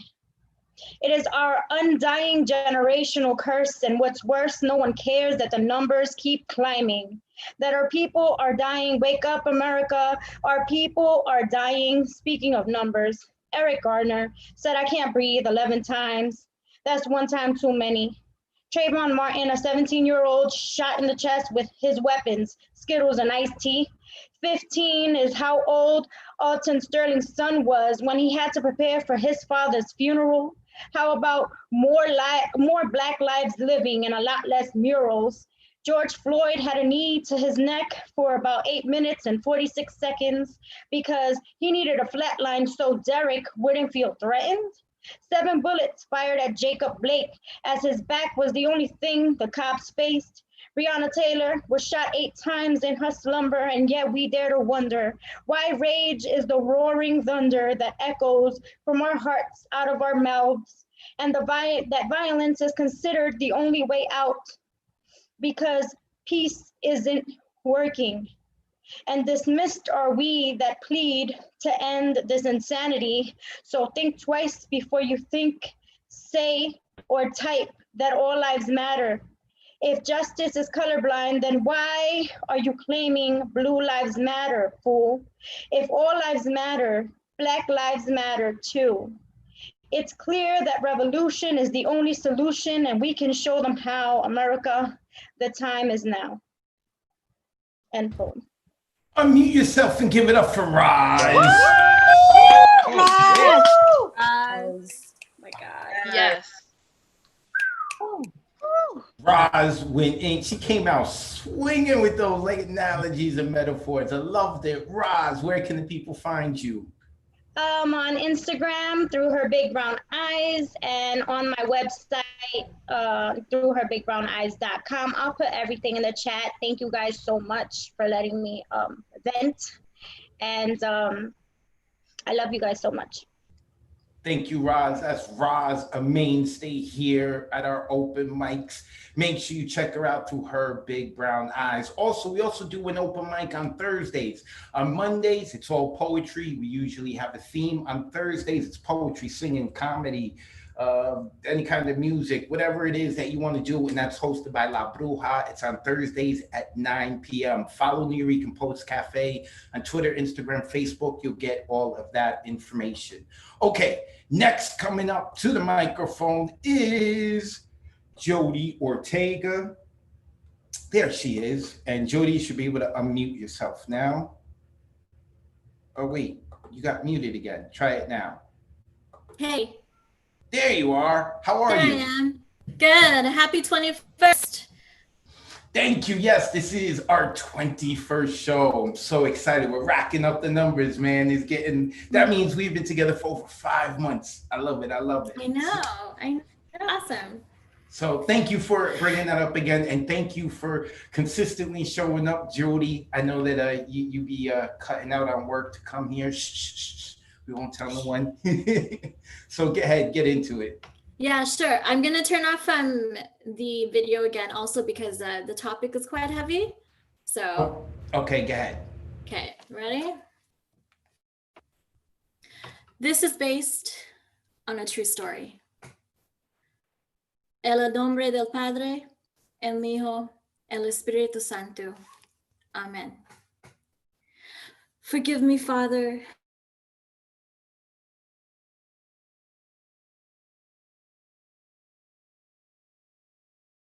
I think we lost Jody. Jody, can you hear me?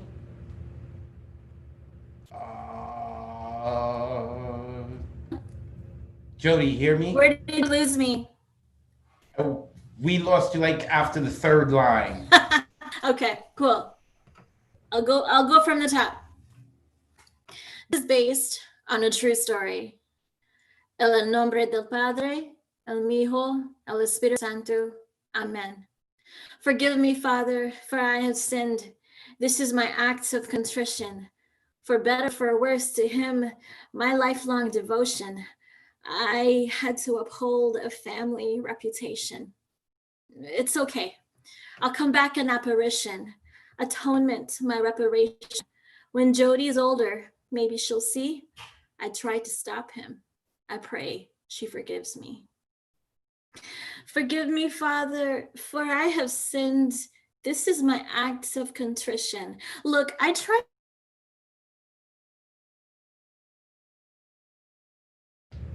We lost you again, Jody. She there? We always have some trouble with Jody's internet connection. All right. Let me mute her, and I will hit her up in messages and see if we can get that fixed, and then come back to her. So Jody, if you hear me, I'm gonna hit you up in the message, and we're gonna try to get that fixed. So while I speak to Jody, let's bring in the New Yo OG, Paul Skiff. Let me unmute Paul, see if he's there. I saw him posting in the chat. You there, Paul? Hola, ¿cómo estás? ¿Qué es la que hay? There we are, the Skiff universe. We have now entered the Skiff universe. All right, sir. You ready to get into it? Yeah, I'm in the right place to do this. Go ahead, brother. Just do two kind of short things. I know the last few weeks I've been into a spate of reading excerpts from big, long, heavy things. So I'll do a couple short things. This has a title, Phone Call Through the Dust. Dream bursts into morning, eye flying flames of muscle startled up to the roof there. Along sideways, beam of smoke perpendicular to heaven, eyes born from one side of perfect blue sky to the other. Day is underlined by calamity my brother sought. In this moment, with a phone call placed improbably to the high edge of his hip bone, balanced, grabbed by intrepid blood, we share. Universe now fractured floor, said into emptiness. Where are you? I'm all right. Meaning, let me hear you say so too. No thing happens for 20 streets between frantic eyes and blind grope of tongue.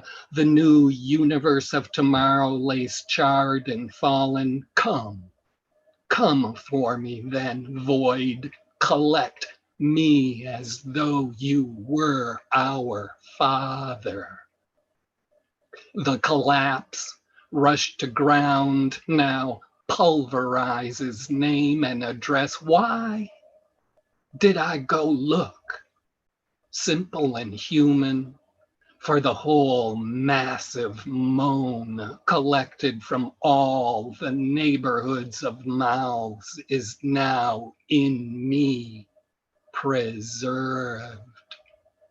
Learn this morning's human invention, the vanish bite, explain the mystery why beautiful bloodshed day needing provocation, list my faults if you are now too sick inside.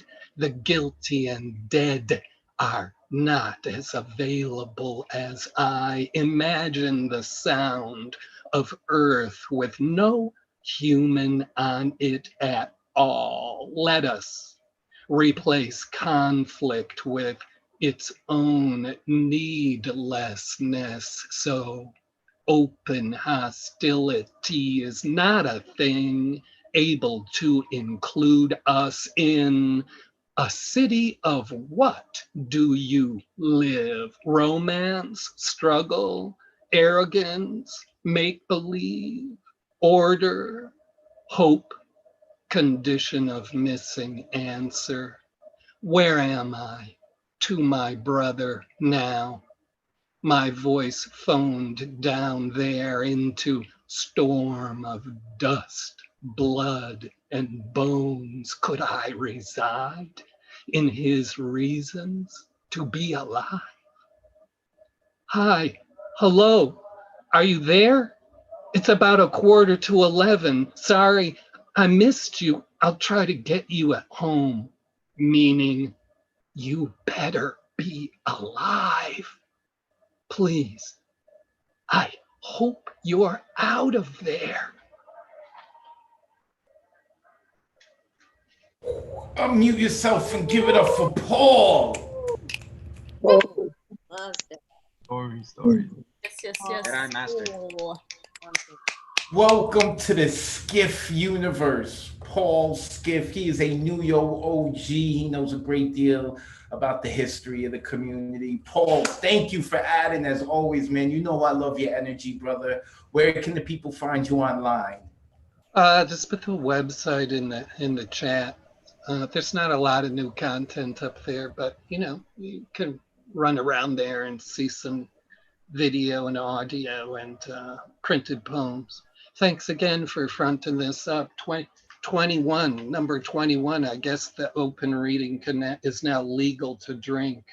It's always great to be here with this crazily wide open audience, people of all ages, and centered on this one really intense interest. And I get to get exposed to people who are been around on the planet a long time and people who've been here not so long, and it's a great way to just kind of keep you informed about just the kind of infinity of ways to experience and process this stuff. I was kind of chuckling when Monica said she was born in 1973. That was the year I went to the second annual Ann Arbor Hash Bash. So there's all sorts of stories flying around through the associations people make here.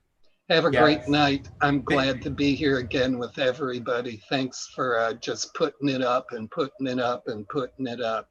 Keep doing that. Definitely. Thank you, Paul. That was Paul Skiff. And when he was talking about, one of the young ones who don't have much experience, he was talking about me. I'm one of the young ones. Okay. Moving forward is Rich Daddy to be Glennon. Where is he? Here he is. Let me unmute him. Rich did such a great job at the erotic open mic. You guys really need to come. It's crazy the things that we hear. Rich, how are you, brother? Good, man. How are you? Thank you for saying that. I'm good. I'm glad you killed it. I wasn't sure what to hear from you, and it worked. I loved it. I loved it. But all right, let me mute myself and let's get into tonight. Go ahead. Okay. All right. First piece is it's from a while ago. It was published a while ago. It's called The Towel Rack. Last week, the towel rack near the shower collapsed under the weight of a hand towel.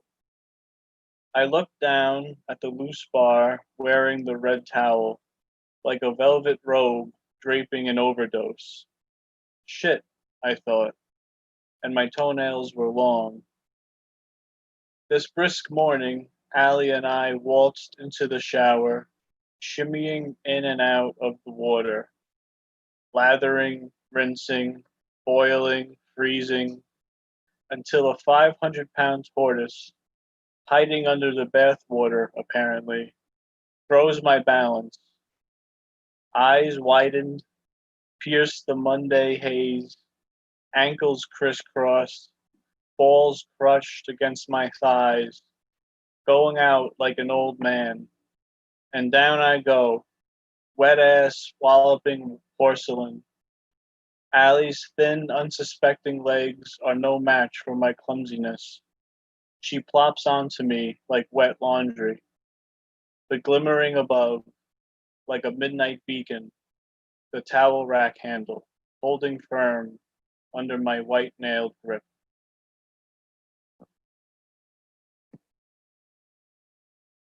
All right, next one is also from a while ago. It's called Flat Face Fate. Neck cords taut, flexed, pale, under the light. Shrieking blood joy like a sausage casing bursting. Spot shadows hide the light's eyes. Stream, arc calculated according to Hammurabi, finalizing in a golden splash on my $1,000 Persian's face for pissing on the new couch.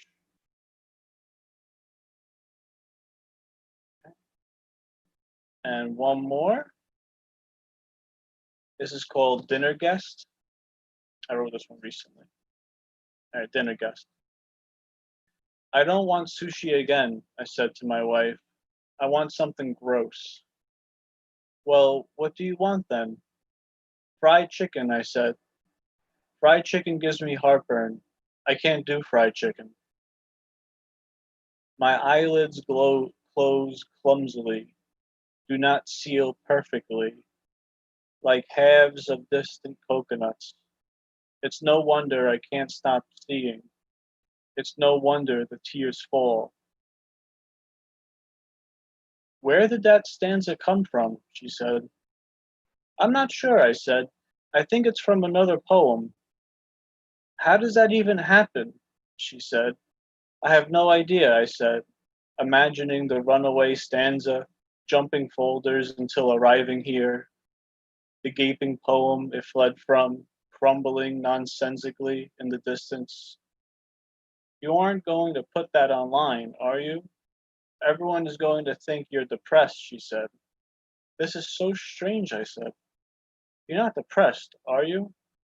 Not always, I said. Rich, are you sure you're okay? Can you do burgers? I said. Yeah, burgers are fine. How about you? I said to the trespassing verse. He said he wasn't hungry, but we ordered him something anyway. If you put it in front of him, he will eat it. Unmute yourselves and give it up for Rich Glennon. Oh, Rich. Yeah. Oh, God. Rich Daddy to be Glennon, a mainstay here at the Monday Night Online Open Mic. You should be able to unmute yourself, Rich. Rich, where can the people find you online? Rich Glennon on Tumblr and Instagram. Awesome. Make sure you also put that in the chat. Thank you, Rich. I appreciate you as always, brother. Appreciate you too. Thank you for hosting. Rich Glennon. Love that dude, man. His short little poems. It's awesome. All right. I don't know what's wrong with some of y'all in the chat, but sushi is great. All right. If you don't like sushi, then something's wrong with your life. All right. You need to see a therapist. With that being said, we go into someone who needs a therapist because apparently he doesn't like sushi. All right. And that is headliner con queso, aka Rosie's lesser half, aka Paul con queso, who just published some writing, including some of the work of our online open micers. Paul, how are you this evening? I'm chilling, man. I'm coming off. I'm on the post high of yesterday. Still, I'm feeling it. That's what's but I'm up. excited. I don't need therapy though, man. It's like I barely eat fish. You expect me to eat raw fish? So it's like, I don't know. It's just that's the one thing that stops me. I'm with the spicy. I'm with the avocado. I'm with all that shit. But when you ask me to eat some raw tuna, I'm just like, not feeling it. That is the food of the gods, man. When you have like fried shrimp, sure, I fuck with it. Of course, give me some fried shrimp. It's already cooked. It's good. I know I'm not gonna get no like flesh-eating bacteria in my stomach and shit, you know? But anyway, that's just my own food issues, I guess. I don't mean to project them on y'all. But anyway, I'm super excited. I'm gonna promote the shit out of my magazine after I read, and then Rosie's gonna go after me. So y'all are in for like a super treat. But yeah, anyway, I'm gonna get to my piece because it's not all happiness and roses. I wrote this piece just today, like literally finished it while I was sitting in the open mic. So this is like super hot shit. So y'all gotta let me know how it goes because I'm gonna black out right now. It's called Retrograde. Say his name, Jacob Blake. He was on the 2800 block of 40th Street in the great Cheese State suburb of Kenosha, Wisconsin, amongst de-escalating a confrontation between two women he knew. A domestic dispute call goes out to Boys in Blue. Next thing he knew, he was no longer peacekeeper but target. This father of three, his kid sat in the car reminding me of Philando Castile as he tried to flee from the violence aimed at him. Blake was unarmed. Blake was unarmed. Blake was unarmed. Blake even raised his arms to show them he poses no threat. Must all Black men constantly prove this? His attempted execution, as has become tradition, was caught live and streamed on social media. Live tweeting the crime. Thus, we've all been to the scene and been CSI to those needless shots as Blake opened the driver's side door of his SUV and leaned inside, much like an overseer to let him know nothing is his, as the cop grabs his wife, White Beater, aka his police officer, from behind and fired 7 consecutive shots into the vehicle, cradling his 3 young sons. It's not enough his kids had to witness their father's body slumped and motionless, honking horn from collapse after being riddled with bullets simply for not being entirely obedient. Don't talk to me about Jacob's complying or not. There have been plenty who folded hands and kneeled and were shot, or have been executed while fast asleep. His being afraid, his trying to leave when he hadn't done anything wrong only meant he knew his rights. By some miracle, he's still alive, barely holding on in ICU. And to you cops, I see you for who you are. As per usual, the attempted murderers get placed on administrative leave, get to leave the scene unscathed, get to go home and hold their kids, kiss them goodnight. Meanwhile, Jacob's children have to stay by his hospital bedside, the abhorrent sight of seeing their maker gunned down, their identity as young Black men under constant threat, had the horror of seeing an honorable man diffusing a tense situation turned into another blank while Black tragedy. One more face of this cause for which we fight, with seemingly no end in sight. You know, last night, the president's youngest turd, Don Jr., reacted to the shooting by tweeting about Blake's past arrest record, condemning the riots, looting, and protesting. Of course he would. Oppressors always side with their own kind. No empathy, no compassion, no mention of the man and his recovery, no well-wishing, just damaging tweets, damning his reputation coming from this junior cum dump of the Trump family only goes to show they stand only for their tiny-handed branches of a suboptimal gene family tree. It's astronomical, really. This Black Mirror horoscope we call reality. It's not only Mercury that's in retrograde or some galaxy far, far away. This whole fucking universe is a dying star splintering. Humanity is backsliding. When these issues become back page untrending, when the ending doesn't result in charges pressed, but the protests against get front page, do better, America. Do better, humankind. Haven't we moved past qualified immunity from these itchy trigger finger incidents? We're putting the whole justice system on trial today, on the stand, as we stand to say, until we dismantle all systems of white supremacy, we stand no chance at a promised land, promises broken by man who once took pledges to protect and serve, yet only serve as judge, jury, executioner. I don't want to see another execution gone viral. I want to see one stopped. So please, y'all, stop holding tight to smartphone cams to watch and share and circulate. We need more than a wow while recording or a plea. We need widespread change. We need to take away the guns of these badge bullies for one. We need to arrest, hold them accountable. White privileged pricks like this are weak.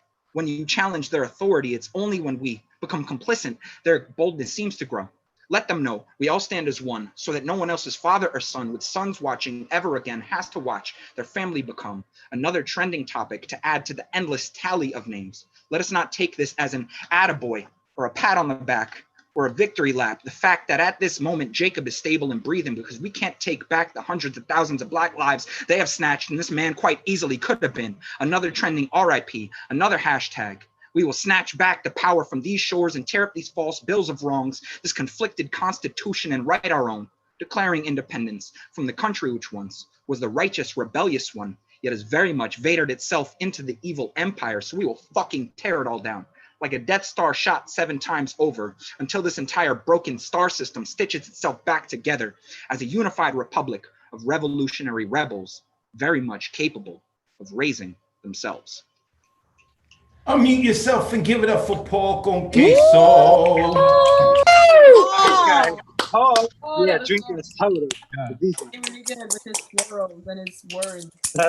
Woo! Paul con queso, ready to start a fight as always. Unmute yourself, Paul. Paul, where can the people find you online, sir? At Paul Conqueso on IG and Venmo. I'm going to share the link to I Can't Breathe magazine in the chat. I appreciate you, brother, for the platform. As always, forever. Y'all keep giving us the platform to cause a ruckus and to start a fight and to cause a revolution. So that's what we're going to do, right? Know your family together. Thank you, Paul. Appreciate it. If you can scoot the camera over a little bit so that we can see. There she is. Rosie. Hi, guys. The people want to know before you begin. What's up? You don't eat sushi either? I love sushi. I was like smacking him in the shoulder. Like, are you serious? Oh my, he's embarrassing you on a webcam. There are thousands of people who are going to see this. Rosie, I just want you to know we all feel bad for you. We're all here for you, Rosie. Thank you. I appreciate it. Now we're going to support you with your poem. Go ahead, get into it. Thank you. I don't have a title for this one, so I'm just going to jump right into it. And if I mess up, I'm sorry. I'm really nervous right now, so bear with me. Baby names left in notepad untouched after days of considering abortion and my misconceived thought that daddy was to blame, or my misperception that he was afraid and assuming that he was simply just not ready. But it was our miscalculations that got us in this mess in the first place. And somewhere in between the fear and excitement, our words became contortionist and mistranslated with silence. Maybe this wouldn't hurt so much if we used protection.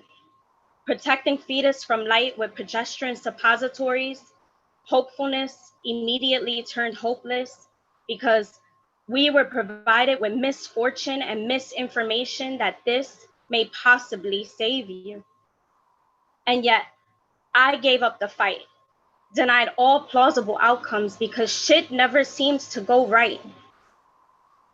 2 days after hearing the beating of your heart, I gave up on you, or you on us, because who wants a mom and dad who exhibits indifference about their unborn child's existence? Daddy goes for run, while I lay on couch in fetal position, whispering, don't go.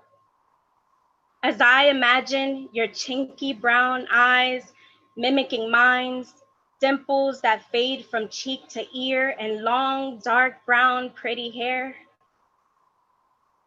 But it's too late.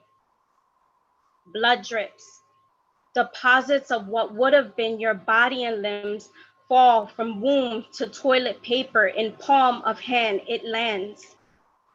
Tears drip as I gaze, misplaced by sorrow and hate, misinterpreted, misguided. You drift away to the light. And I miscarried the weight of you. Unsettled plans to rearrange room to make way for you will never fall through because we are now left empty-handed with an ultrasound pic and baby names abandoned, trying not to point fingers over this, hoping that maybe one day we can try this parent-child thing again because the blame is neither yours, mine, or his. Thank you.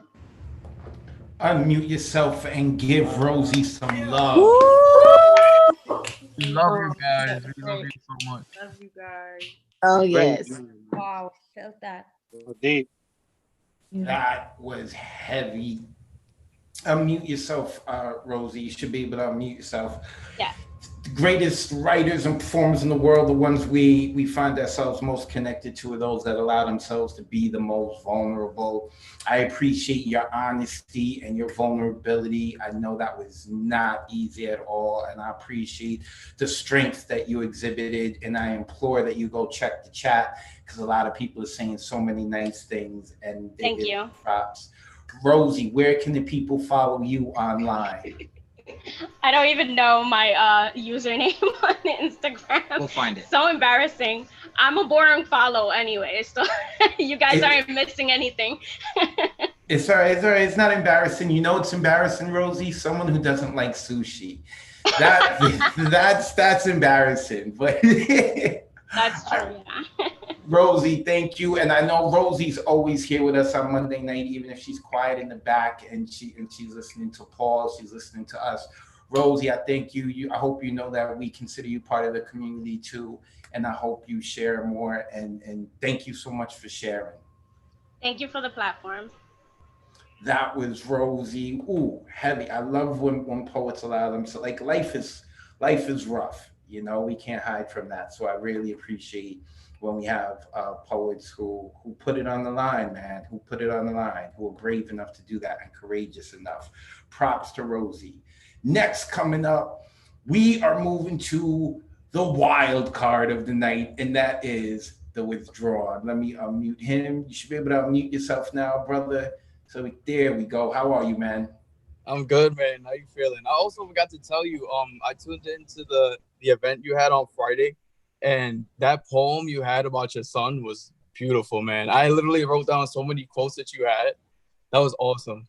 Oh, thanks, man. I appreciate it. I have fun sharing my poetry. You know, I don't do it here because I want to make sure we get as many people to rock out. But yeah, I love writing and sharing, man. So I thank you for tuning in. I'm glad you enjoyed it. Of course. It's your turn to be heard. You ready, brother? I'm ready. Go ahead. All right. So when you mentioned the theme, I remember Kai and I were in the chat talking about food. I think her and Max are gonna go make like macaroni or something. And I was like, damn, like I'm over here eating eggs and beer because I didn't have any food, and I told her I was going to title it that. So title is Eggs and Beer WTF. From the moment I woke up this morning, I couldn't wait to be in my space away from COVID, to come and beat my meat, literally. I put in a Whole Foods delivery and I just wanted to make it home before the produce did. I was also excited to try out my new La Bruja blow-up doll, but I just got word from Amazon that it's been delayed another 2 weeks. I need something new to use because my hands are exhausted. Someone suggested to try my feet. What, so I can cut the withdrawn mini with my crusties? No. I don't need the smell of Doritos on me when I come home from work already having ball cheese. I can't watch porn because I have a virus on my phone and laptop. So desperate yesterday, I tried to pipe my next door neighbor's grandma. What the? Oh, hello. The beauty on the bus whose name I don't know. The woman I'm about to tell y'all about right here at the New York. I go over to her and I'm like, hey, yo, ma, you ever been with a guy who talks before he thinks? Who likes to nut specifically in one eye only, like you were Mike from Monsters, Inc.? Who enjoys his women super sweaty like the one-time advocate told us he was having issues with his AC? She says, yes, yes, yes. And oh my gosh, she's the same weird as me. Never mind the fact that she's got 3 titties. So we get off at a stop and I already know we're gonna fuck because she brought up my delayed package. Looked down at the one in my pants and said she was gonna UPS, FedEx, same day deliver my shit. Maybe it's best to not tell her that I have a problem coming too quick. I'll be okay. I'll be okay. So we go to her place and it's a mess. She American Ninja Warriors her ass over all the stuff. Instantly takes her clothes off. I see her roach off in the distance. It looks at me like, you now belong to us, bitch. I swear if I'm hitting it from the back and I feel you crawl up on my leg, I'm swinging. He looks at me dumb hard and she's like, hey, yo, Chance, no grilling. I'm like, hold on. Your roach got a name? She's like, yeah, that's Jeff, Ron, Morgan, Jenna. I'm like, what the fuck? I swear I hear Chance whisper to me, That's my pussy. I'm gonna say he meant cookie. Cause them chocolate chips in the one by her toilet was calling me. But they don't look like chocolate chips no more. Them bitches is moving. I'm probably just bugging out, truthfully. You know you start to hallucinate when it's been a while since you last got some booty.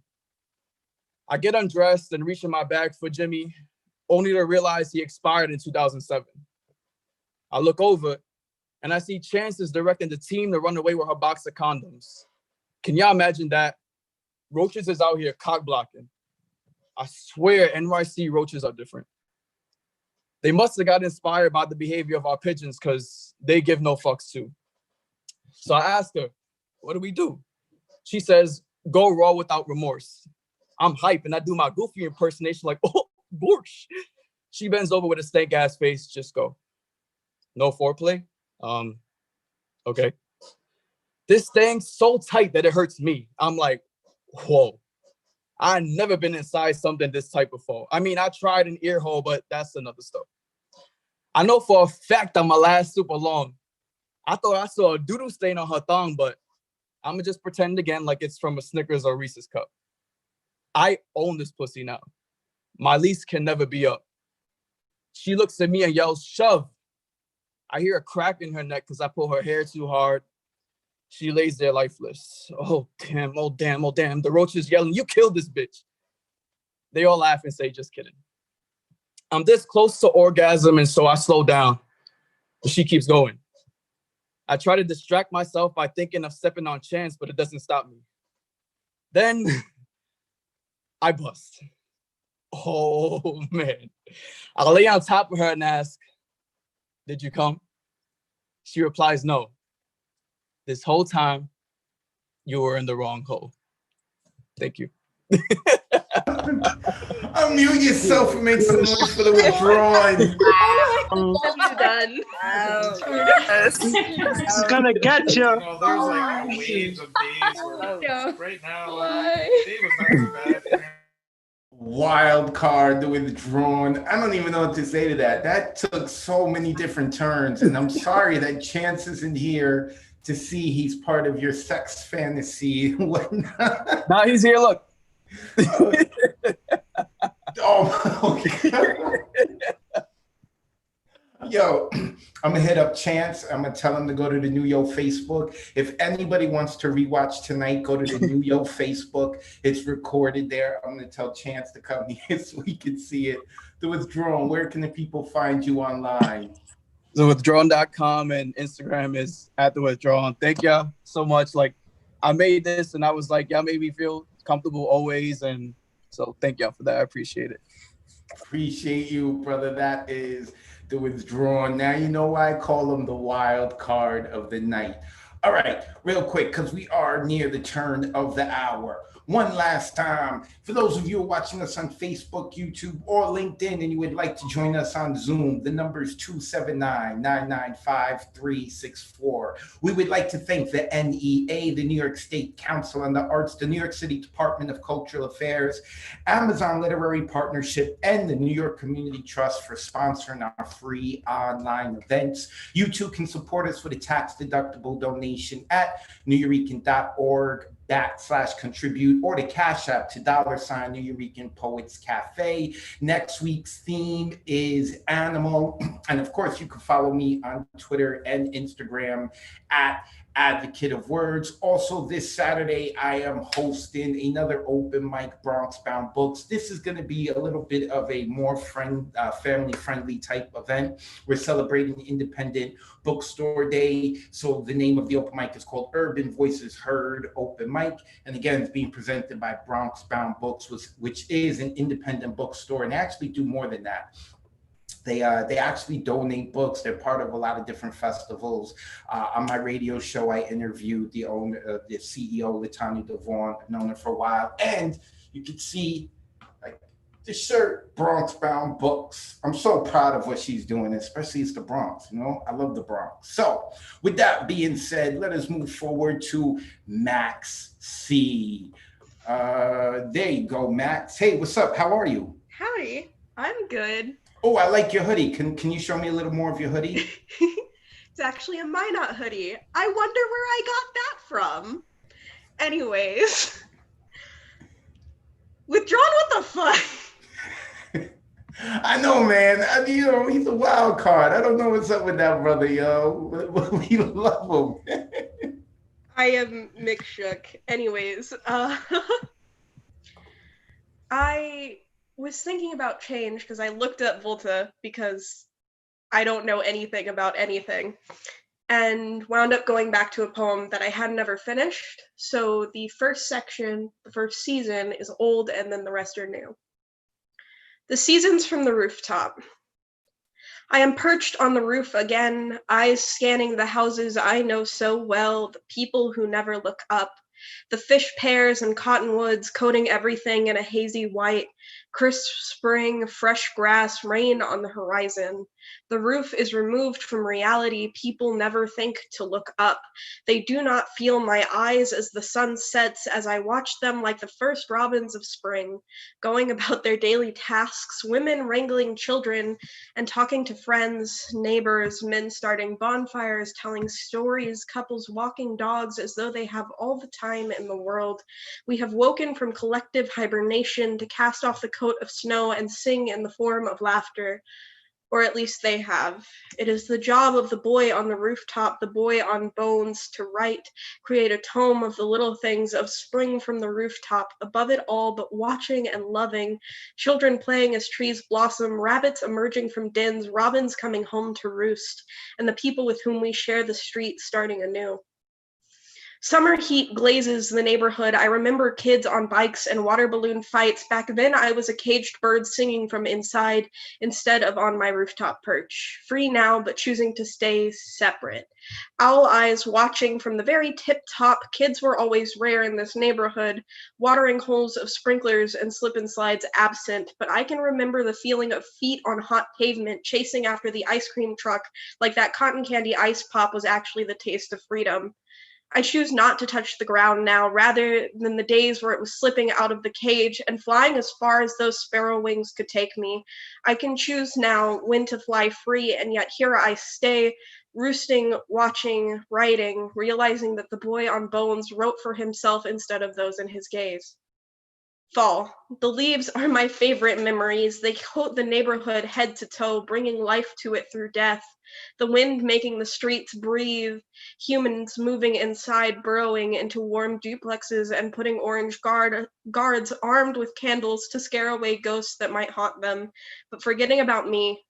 Guarding the rotting carcass on the corner, termite-ridden wooden bones, with vulture looking to steal stories faster than roadkill from the street. Stories of the family that grilled hot dogs on Halloween, handed them out with Capri Suns, gifted me a stuffed lion when my brother shoveled the street snow away. A month or two later, choosing not to stay. Story of the woman who gave out full-size candy bars living in the middle of the neighborhood's labyrinth. Dark streets swirling and curling, confusing all in the dark night, but it is an easy find if you go the way the crow flies. Listen to the cries of the storyteller mockingbird, mimicking all he heard, knowing that an end is coming to this routine. Snowfall on the rooftop, feathers growing wet, forcing me inside with the rest, hiding in bones picked clean of memories, realizing that the white swirls in the wind are starting to hide the faces I knew so well, the people miles away from my perch, the people of the street leaving me looking around. I can see that the bones have once again become a cage, ribs enclosing me, realizing that I am the heart of this house, knowing that the street will continue to breathe, even if it loses one of its many bodies. Knowing that if I choose to abandon this corpse, there will be another poet. No one will judge me for breaking free. There is nothing left. No more stories for me to pick clean, that the people don't need another carrion bird to feed. So I shed vulture feathers, turn clean, migratory bird, moving on to finally be free. Unmute yourself and give it up for Maxine. Yes. We got some bird action going on. I loved it. I so enjoyed the imagery of that, Max. And I felt like with this poem, you read it a little slower and you just let the imagery really carry the poem. I so enjoyed it. Max, where can the people follow you online? They can find me at maxieboy_poetry, MAXIEBOI_poetry on Insta, as well as at maxieboy with the I01 everywhere else. Thanks, y'all.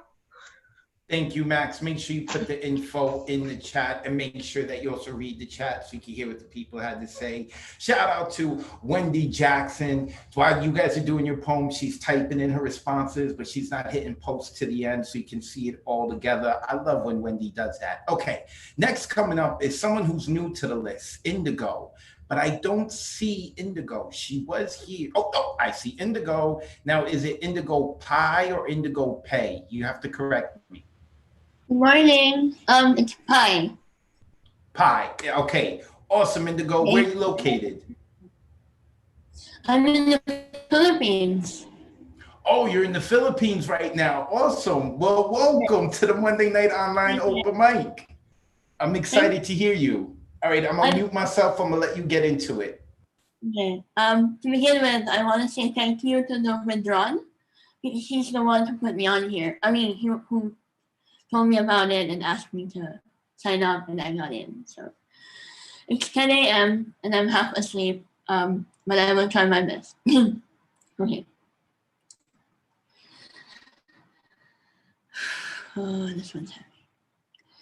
Dear Alice, I believe you. When you were 9 years old and nobody listened because you were too privileged and too okay looking to have gone through anything traumatic, you decided to bury it. And that's okay. I believe you. Dear Alice, when that madman violated your trust, when that madman decided that whatever he did to you would be swept under the rug, and he was right, because Mama said you were just having nightmares. Alice, my little girl, that was not your fault. Dear Alice, Alice, sweet little Alice, falling through Wonderland, chasing rabbits, trying to find the right mushrooms, the right doors, exploring the way that little girls should. When you were taken against your will in the back against a slab of wood, that was not your fault. I believe you. Alice, you're going to grow up and you're going to try to forget, but one day you will hear a poem that will make your heart swell, and you will have no other recourse than to recall that you were taken by force and realize that your eyes were not playing you. It was not a nightmare. It happened. You are valid. That was there. There was a power. You were overpowered. You were taken advantage of, and there was nothing you could do. Alice, there was nothing you could have done.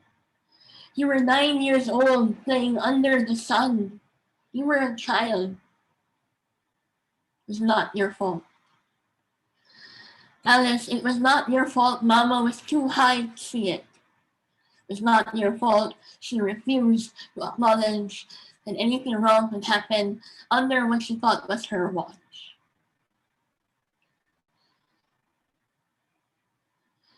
It was not your fault Mama would rather live off her power and money and the family reputation than acknowledge that her only daughter was being dragged through shit.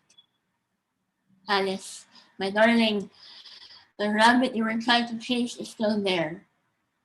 The rabbit teaches you that time is a construct, but some things that get stuck in your head are meant to rot and waste away. Sometimes, when the Queen of Hearts wants to chop your head off, the aces and the jokers are the ones that come to stay. Sometimes, it's the people you think are only around to play that will save you from who you think you are. Paint the roses red, paint them blue, paint them indigo. Do what you have to do, but get out of your own prison, of your own mind. Because some people, Alex, some people are genuinely kind. Some of them will free you.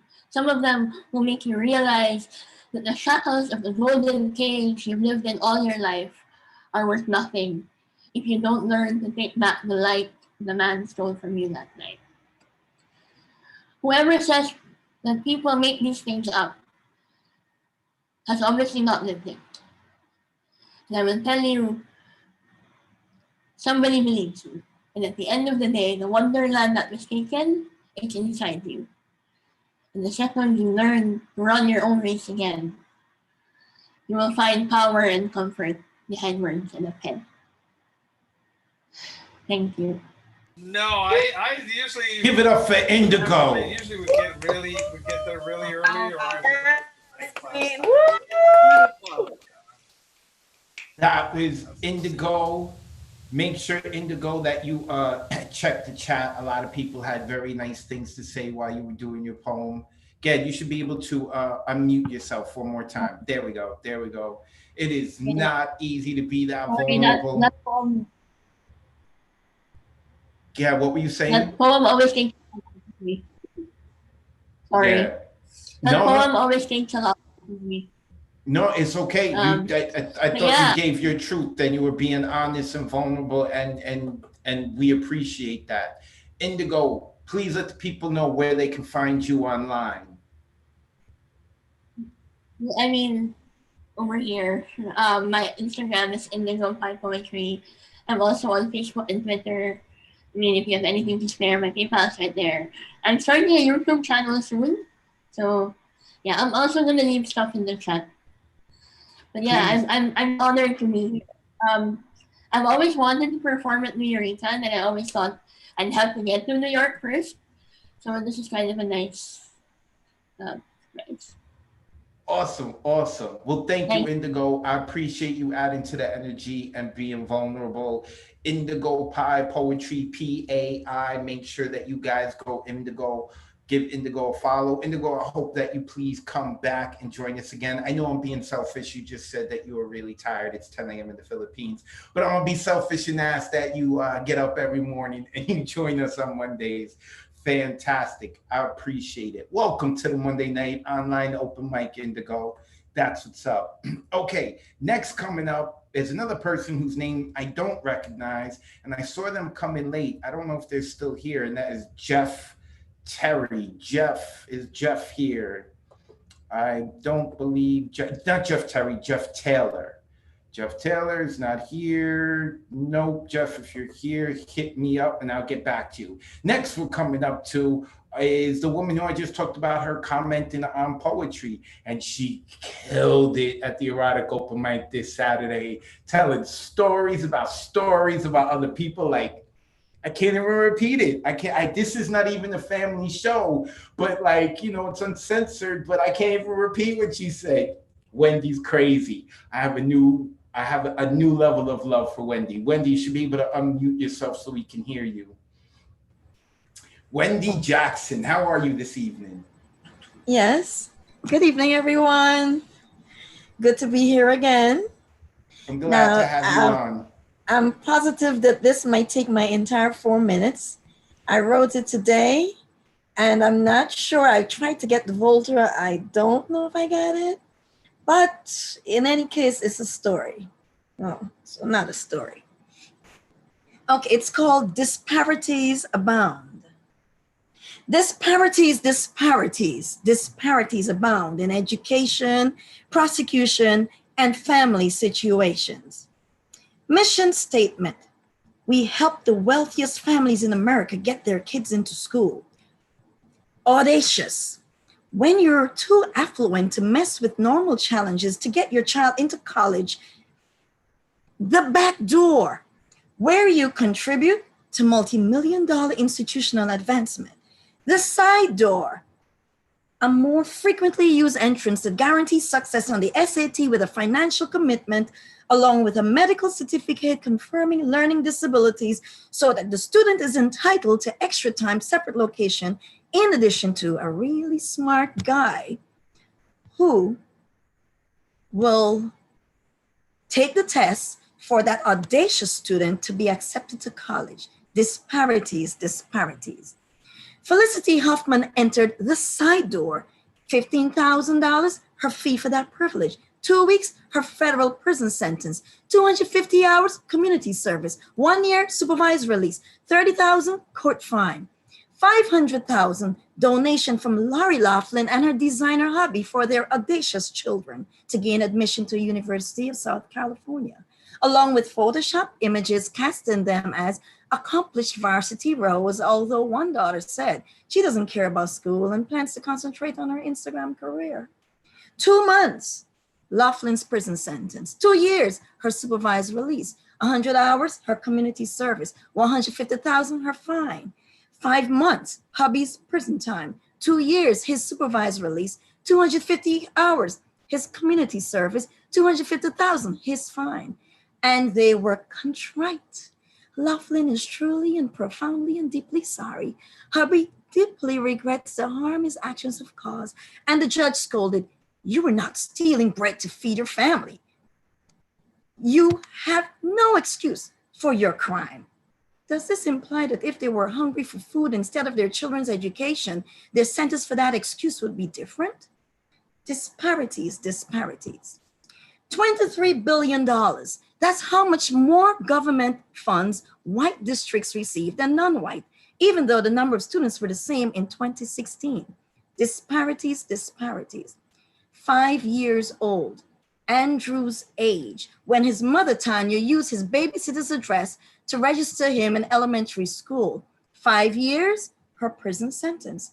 Her charge, first-degree larceny for the stolen education, and she did not regret seeking a better education for her son.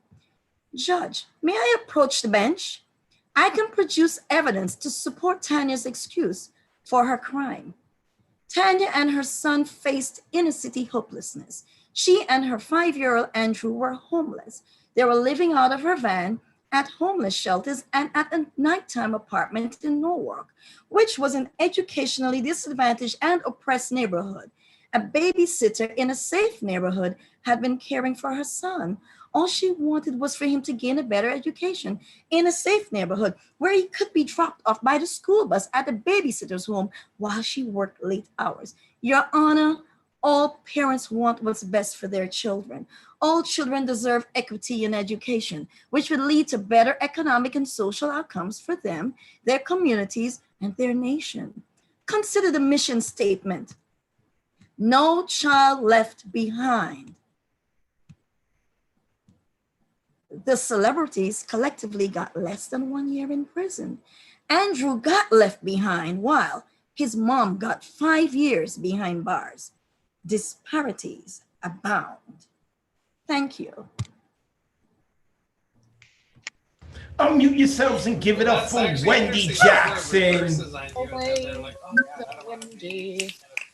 Oh, thank you. Thank you. I tried something different. It was Wendy Jackson. Hold on, Wendy. Let me unmute you. Oh, I thought There I'm we go. unmuted. Yeah, no, I had to mute everyone and then unmute you. Oh, okay, so we can just hear you. Okay. I'm loving your diversity and what you write. I really appreciate Yeah, I'm it. trying something new, and I'm doing a class with Poetics U, so it gives me a chance to explore more. So I figured I'll try it out. Thank you. So I appreciate it. Wendy, where can the people follow you online? Like it says in my cell here on the screen, Walk Like Wendy on IG. And that's it. Thank you, everybody. Thanks for inspiring me. Thank you, Wendy. See you next week. Walk Like Wendy. Make sure you give Ms. Jackson a follow. Next coming up is Matthew Weintraub. I hope I said that name right. He also has a brick wall in his back. I remember he's a teacher who wants to get his students to perform and do public speaking, and he hadn't did it, so he doesn't want to be a hypocrite, and he came to the New York. Did I get all that right, Matthew? Fantastic memory, advocate. Thank you so much for having me. There you go. You know what else I remember, Matthew? You were on the list last week and you weren't here. So my email was fucked up, so I never got the list in the first place, so I just never knew. All right, cool. So the Matthew students who are listening, now you know. Email's a good excuse. All right, I'm just teasing you, Matthew. Go ahead, brother, rock out. So this poem is for essentially the white middle class who might not feel directly connected to a lot of the issues going on right now. Let me set the stage for the rage that has been caged during my 6 years as an educator. I'll give the grade for the adjudicators of this country. F. The ones who write the stupidly cruel rules and fool us to believe in a system designed that justice is blind. It is, just not in the way we think. Justice. Let's talk about that word. Inviolable to the American herd, except when Black and brown people are repeatedly murdered. We can protest with words, but words do not matter when they're not heard. And we wonder why riots are the language of the unheard. You might think riots are absurd, but history shows they're passwords for change. The Tea Party, Stonewall, Kent State, just to name a range. But you might say, not so fast. This isn't the past. Don't be crass. This is no disaster. What's the danger in optimism? But then I think to myself, wait, I'm white and Jewish. And one time I asked, Grandma, would you ever go back? And she said, hell no. Why go back to a place that stacked more than half her family in shacks, where they rained down in the blackest of ash? My family, my people, were protected by the word of law too. Before they were restricted, policed, and murdered. But words do not matter when they're not heard. To become insured, we assimilated. We became white enough to be integrated, no longer the ones humiliated. Let's face it, the word racist can be scary, and when I learned it, I heard words like evil and hate, and failed to relate, which led to stagnate my state of mind in discerning how to be an ally. Limited in how I define myself. I was the good guy, right? Blinded me from learning that the state is churning out systemic mandates that put the weight of our economy into police and prisons, while giving rich folks a chance to donate and conflate their money with virtue to elicit a sense of vindication, a vacation from the reality that they're complicit to the fate of people they don't relate or feel connected to, because money does not translate to love and erase implicit fear and hate. Racism and oppression, it need not have a conscious procession. It doesn't need to be an obsession or violent, because to go along silent is to support the racist system's subtle violence. The word racist need not disgrace us. We can face it. The word racist can be a scary word, but not as scary as being beaten and killed, because you can add an anti before racist, but you can't be anti-murdered. To reduce racism to evil is a medieval type of understanding. And if we want social upheaval, we need to acknowledge how privilege makes bridges for a few folks out of the yokes of all the others. Bridges that revoke and smother the rights of our sisters and brothers for the sake of success, for the right to excess. I learned that racist means to be conditioned by renditions I see in music, media, film, and TV, letting unjust decrees be since they don't affect me. I was not evil for being racist, but I was ignorant, naive, but not innocent. When the riots and protests started, I caught onto a subtle thought. In my head, I said, wow, first Corona, and now this. I wished this would finish, but I realized that thought diminished the struggle that's ongoing, showing me that even in 6 years of knowing, I still have growing to do. Years into my own introspection, I can still catch glimpses of my own racist reflection, traceless in the blind sections of my bias and privilege that still needs detection. But I'm okay with my imperfections because it allows for the rejection of old ideas and a selection of the new. So let me amend my earlier thought. First racism and now this Corona bullshit. The basis of being anti-racist is that you're never in stasis. A constant recognition, a constant process of reflection, recognition, admission, and the exhibition of the demolition of your former dispositions. Remember, this is a war of attrition. You might be tired of reading, geez, these stanzas are long, but I know it would be wrong to look away unless it's to move the way forward. So don't shut the blinds and say, I just want this to go away. Don't look away and say, I put my protest on display, so I played my part. Because this is no play. The fight is not over, so steel your heart, find your part in this plot, consider what's in your cart. There are boycotts to start, corporate overlords to outsmart, politicians' policies to chart. Let's tear this system apart, because remember, when words are not enough, action is the language that's heard. Unmute yourself and give it up for Matthew. Teacher shit. Yeah, thanks. This isn't done yet, but I appreciate the first time I've read it. Matthew Weintraub, let me unmute Matthew. You should be able to unmute yourself, Matthew, and let the people know where they can find you online. My Instagram handle is matt.4es, Matt T. So my friends call me that. And I really appreciate just the audience here. It's the first time I've read this poem out loud. It's still a work in progress, as you know, I'm continuing to churn and percolate with a lot of, you know, my own factors of my own identity and how it fits into society. So I appreciate it, Matthew. And I like that line, we became white enough to become integrated. Make sure you check the chat. A lot of people put a bunch of quote in your poems. There's something also I remember that I forgot to ask you about, and I know that Withdrawn had brought it up last week or the last time you were on. So now, you were in Brooklyn, you said. Where are you located? No, I'm in Kips Bay, East Side. Oh, okay. So, and how long have you been living in New York?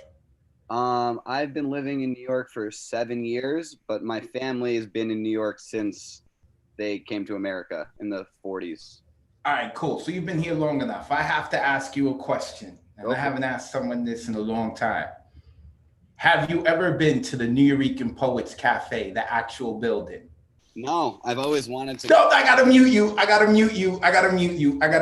You live in New York City and you haven't been to the Nuyorican Poets Cafe. We have a tradition here in the Monday night online open mic. We welcome everyone. But if you live in New York City and you haven't been to the Nuyorican Poets Cafe, we have to mute you. I let Matthew do his poem. I let him show where he could find himself. He's got the tears running down his face. It's okay, Matthew. We're gonna let you back on next week and you won't be muted anymore. But everyone goes through it. If you have never been to the cafe, I have to mute you. You can check our past shows. Many people have been muted before. And that means that once we open the cafe back up, you need to come to the cafe too. Okay, Matthew? And then shout out to Matthew's students. We see y'all. We're gonna make sure your teacher puts in that work before he starts teaching you. I appreciate that. Matthew Weintraub, make sure you guys go follow him, Matt.EEEE. That's 4 E's, Matty. So next coming up, I like his background. Him and Diane have the brick backgrounds. I love that. I want a living room like that. Okay, next coming up is Louisa. Let me unmute Louisa, who I know is very tired, but has stuck it out to listen to everyone and share her poetry. How are you, Louisa? I am so tired. I got like 4 hours of sleep last night. I'm nauseous and I'm shaking, but I'm here. You're here. We're gonna support you. We're here for you, Louisa. We're here for you. So I know you haven't been on in a couple of weeks. I'm glad to have you back. I'm gonna mute myself and let you get into it. Yeah, I don't know. I guess a little bit of a preface before I start. I haven't written in like a month. I've kind of been like going through some shit, and I don't know. I just got like inspiration, and I feel like I'm like kind of like getting out of like my hole. So I wrote this, and it's kind of out of my comfort zone. It's not in terms of I don't know. I'm tired. I'm sorry. Yeah, so okay. This might not be like my best performance because I'm very tired, but let's do this. Okay. Yeah, hey, get into it. It's called This Is What It Is to Feel Alive. I want to be stupid. I want to drive one hand on the wheel, 3,000 miles on Route 95, car top down, music so loud I can feel it vibrate the floor. This is what it is to feel alive. I want to be reckless, stop at the dirtiest truck stop I can find and buy an egg salad sandwich washed down with a 64-ounce bottle of cherry Coca-Cola. CO2 escaping my body in an earth-shaking burp, little bubbles shooting out of me in a mad dash for freedom. This is what it is to feel alive. I want to be impulsive, walk down the highway, bare feet burning on hot black asphalt, heat traveling through my feet, through my groin, landing in my chest. This is what it is to feel alive. I want to be dangerous. I want to drive to the top of a mountain. I want to look down on the world and scream until my voice is raw and aching and my eyes are filled with tears. This is what it is to feel alive. I want to be raw. I want to stand in the middle of Times Square and cry ugly, honest tears. I want to mourn all that has been lost and celebrate all that is to come. This is what it is to feel alive. I want to be lonely. I want to live in a cabin in the woods and forage for berries. I want to spend an entire week lying in bed, staring at the ceiling and determining what exactly I was put on this earth to do. This is what it is to feel alive. I want to be still. I want to bury my feet in the grass until I grow roots and moss grows between my fingers and toes. I want birds to build a nest of my hair. This is what it is to feel alive. I want to be ancient, gray, and wrinkled, skin hanging loosely from my bones. I want my body to fall apart so I can appreciate what I have left even more. This is what it is to feel alive. I want to be uninhibited. I want to laugh the loudest, smile the widest. I want to stare into an eclipse just to see what happens. I want to get a Christmas tree in August and bake cookies for Santa. This is what it is to feel alive. I want to be wild.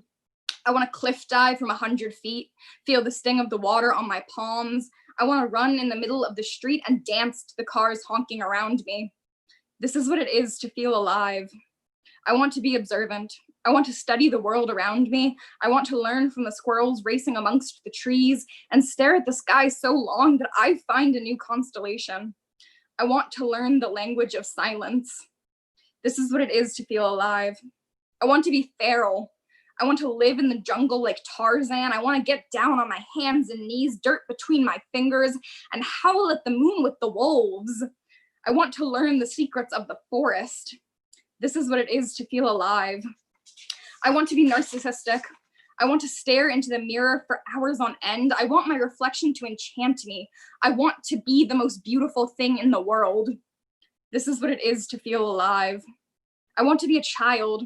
I want to look at the world in amazement. I want a cardboard box to be a castle, each grain of sand in the sandbox a world.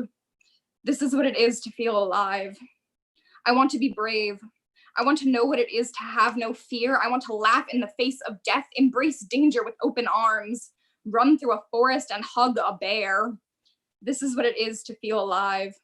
I want to grow. I want to learn from my mistakes, plentiful as they may be.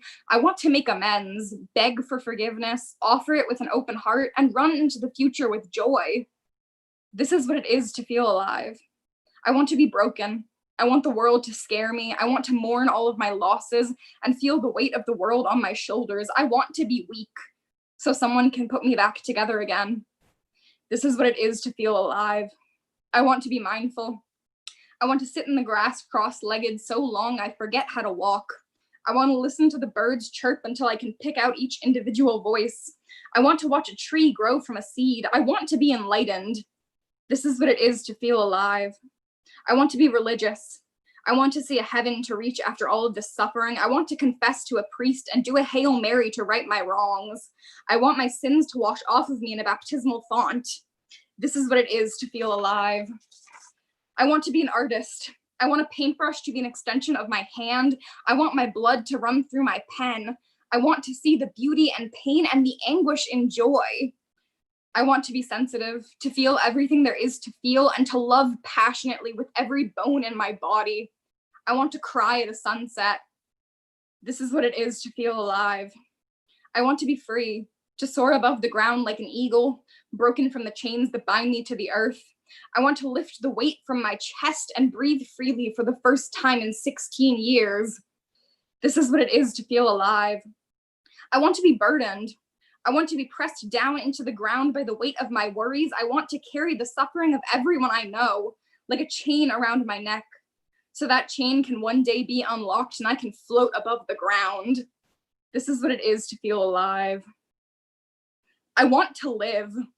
I want to feel everything to the fullest, to live every day like the last. And I want to approach life with trepidation. I want to fear everything that hides around the corners. I want to climb to the highest cliffs and dig through the earth until I reach its molten core. I want to open my heart to everyone I meet and shelter myself behind a suit of armor. I want to be young and naive and ancient and wise. I want to feel it all. This is what it is to be alive. Unmute yourselves and give some love to Louisa. That was amazing. Good job. Wow. That was so great. That was Louisa. Let me unmute her so we can speak. You should be able to unmute yourself, Louisa. Yep. And I'm really sorry that you're tired and all of that, but like you being tired and drained, I felt like it added to your performance and it really resonated. Definitely go into the chat and check to see what the people have to say. Louisa, where can they find you online? They can't really. I have a YouTube. I don't really post on it, but it's just like Louisa Pelletier if anyone's interested. I guess like if you want to add me on Snapchat, it's Louisa Pell, 2 L's. Awesome, awesome. Louisa, thank you. Get some sleep, but I'm so happy that you stuck it out for us and shared that poem. That was very powerful. Thank you. Thank you. That was Louisa. So we're actually overtime right now. I want to say shout out to people who are on our waiting list. I'm sorry we couldn't get to you. Midnight, who killed it at the erotic open mic, and he got himself a goodie bag, and that dude was looking fresh with his fedora on. Special K, who I've seen in the chat, who stuck around. Abraham, who was here earlier. Sophie K, who I saw. Brian Franco. Tree, Tamika, Sana, who I actually saw earlier. Michael Sindler, Alexander Goldberg, and Ray Jane. Man, that's like a really dope open mic list on itself in that waiting list. I'm really sorry that we couldn't get to you guys. One more time, I want to give a shout out to our producer for the evening, Mr. Nick Luis, who also shared a poem for the very first time. Really proud of that dude and him coming on. We are back next Monday. If you want to sign up, Sunday, 9 p.m. Eastern, go to nuyorican.org, click on full events calendar. You would click on the Monday, which is, I believe, August 31st. You would click on that on Sunday night and you would get a ticket as if you're an artist, and that's how you would sign up. You'll get an email from the cafe. If you have any problems signing up, make sure that you hit up the cafe. A lot of people hit me up, but what you don't know is that I don't work with the open mic list. I'm giving the open mic list about 2 hours before the show. So if you got any issues, please speak with the cafe. Of course, check out nuyorican.org. Also, you can check me out on Instagram and Twitter at Advocate of Words. It's with a Z. This Saturday, I'm hosting Bronx Bound Books, their open mic. So make sure you look for that to check it out. Also, I got erotic open mic coming up next month. I'm hosting free workshops for reading and performing and all of that stuff. So make sure that you check it out. So I think I've covered everything. And next week is animal. Flip it however you want. Like I said, pet, spirit animal. Maybe you got bit by an animal. Maybe you like hunting animals, whatever it is. Maybe you don't think we should eat animals, whatever it is. Or maybe you want to talk about humans because we are animal. Poetic license, you can flip it however you want. So with that being said, and I really hope that you guys are following each other on social media. Talking about building community, follow them. So with that being said, you and me ain't nothing but mammals. There you go, Paul. I see what Paul said. You and me ain't nothing but mammals. What we do. All right. Let me not sing that. All right. So over time, let's get it done. Good night, sweet poet. Thank you for sharing what you've written. Good night, sweet poet. Thank you for taking the time to listen. Good night, sweet poet. May your dreams be as imaginative as tonight's poems. Good night, sweet poet. Thank you for inviting us into your homes. This has been the Monday Night Online Open Mic presented by the Nuyorican Poets Cafe. And I have been your host for the evening, Advocate of Words. I'm so fortunate to do this. You guys carry all the weight and I just get all the credit. Come look at me, the host. I love it. I love it.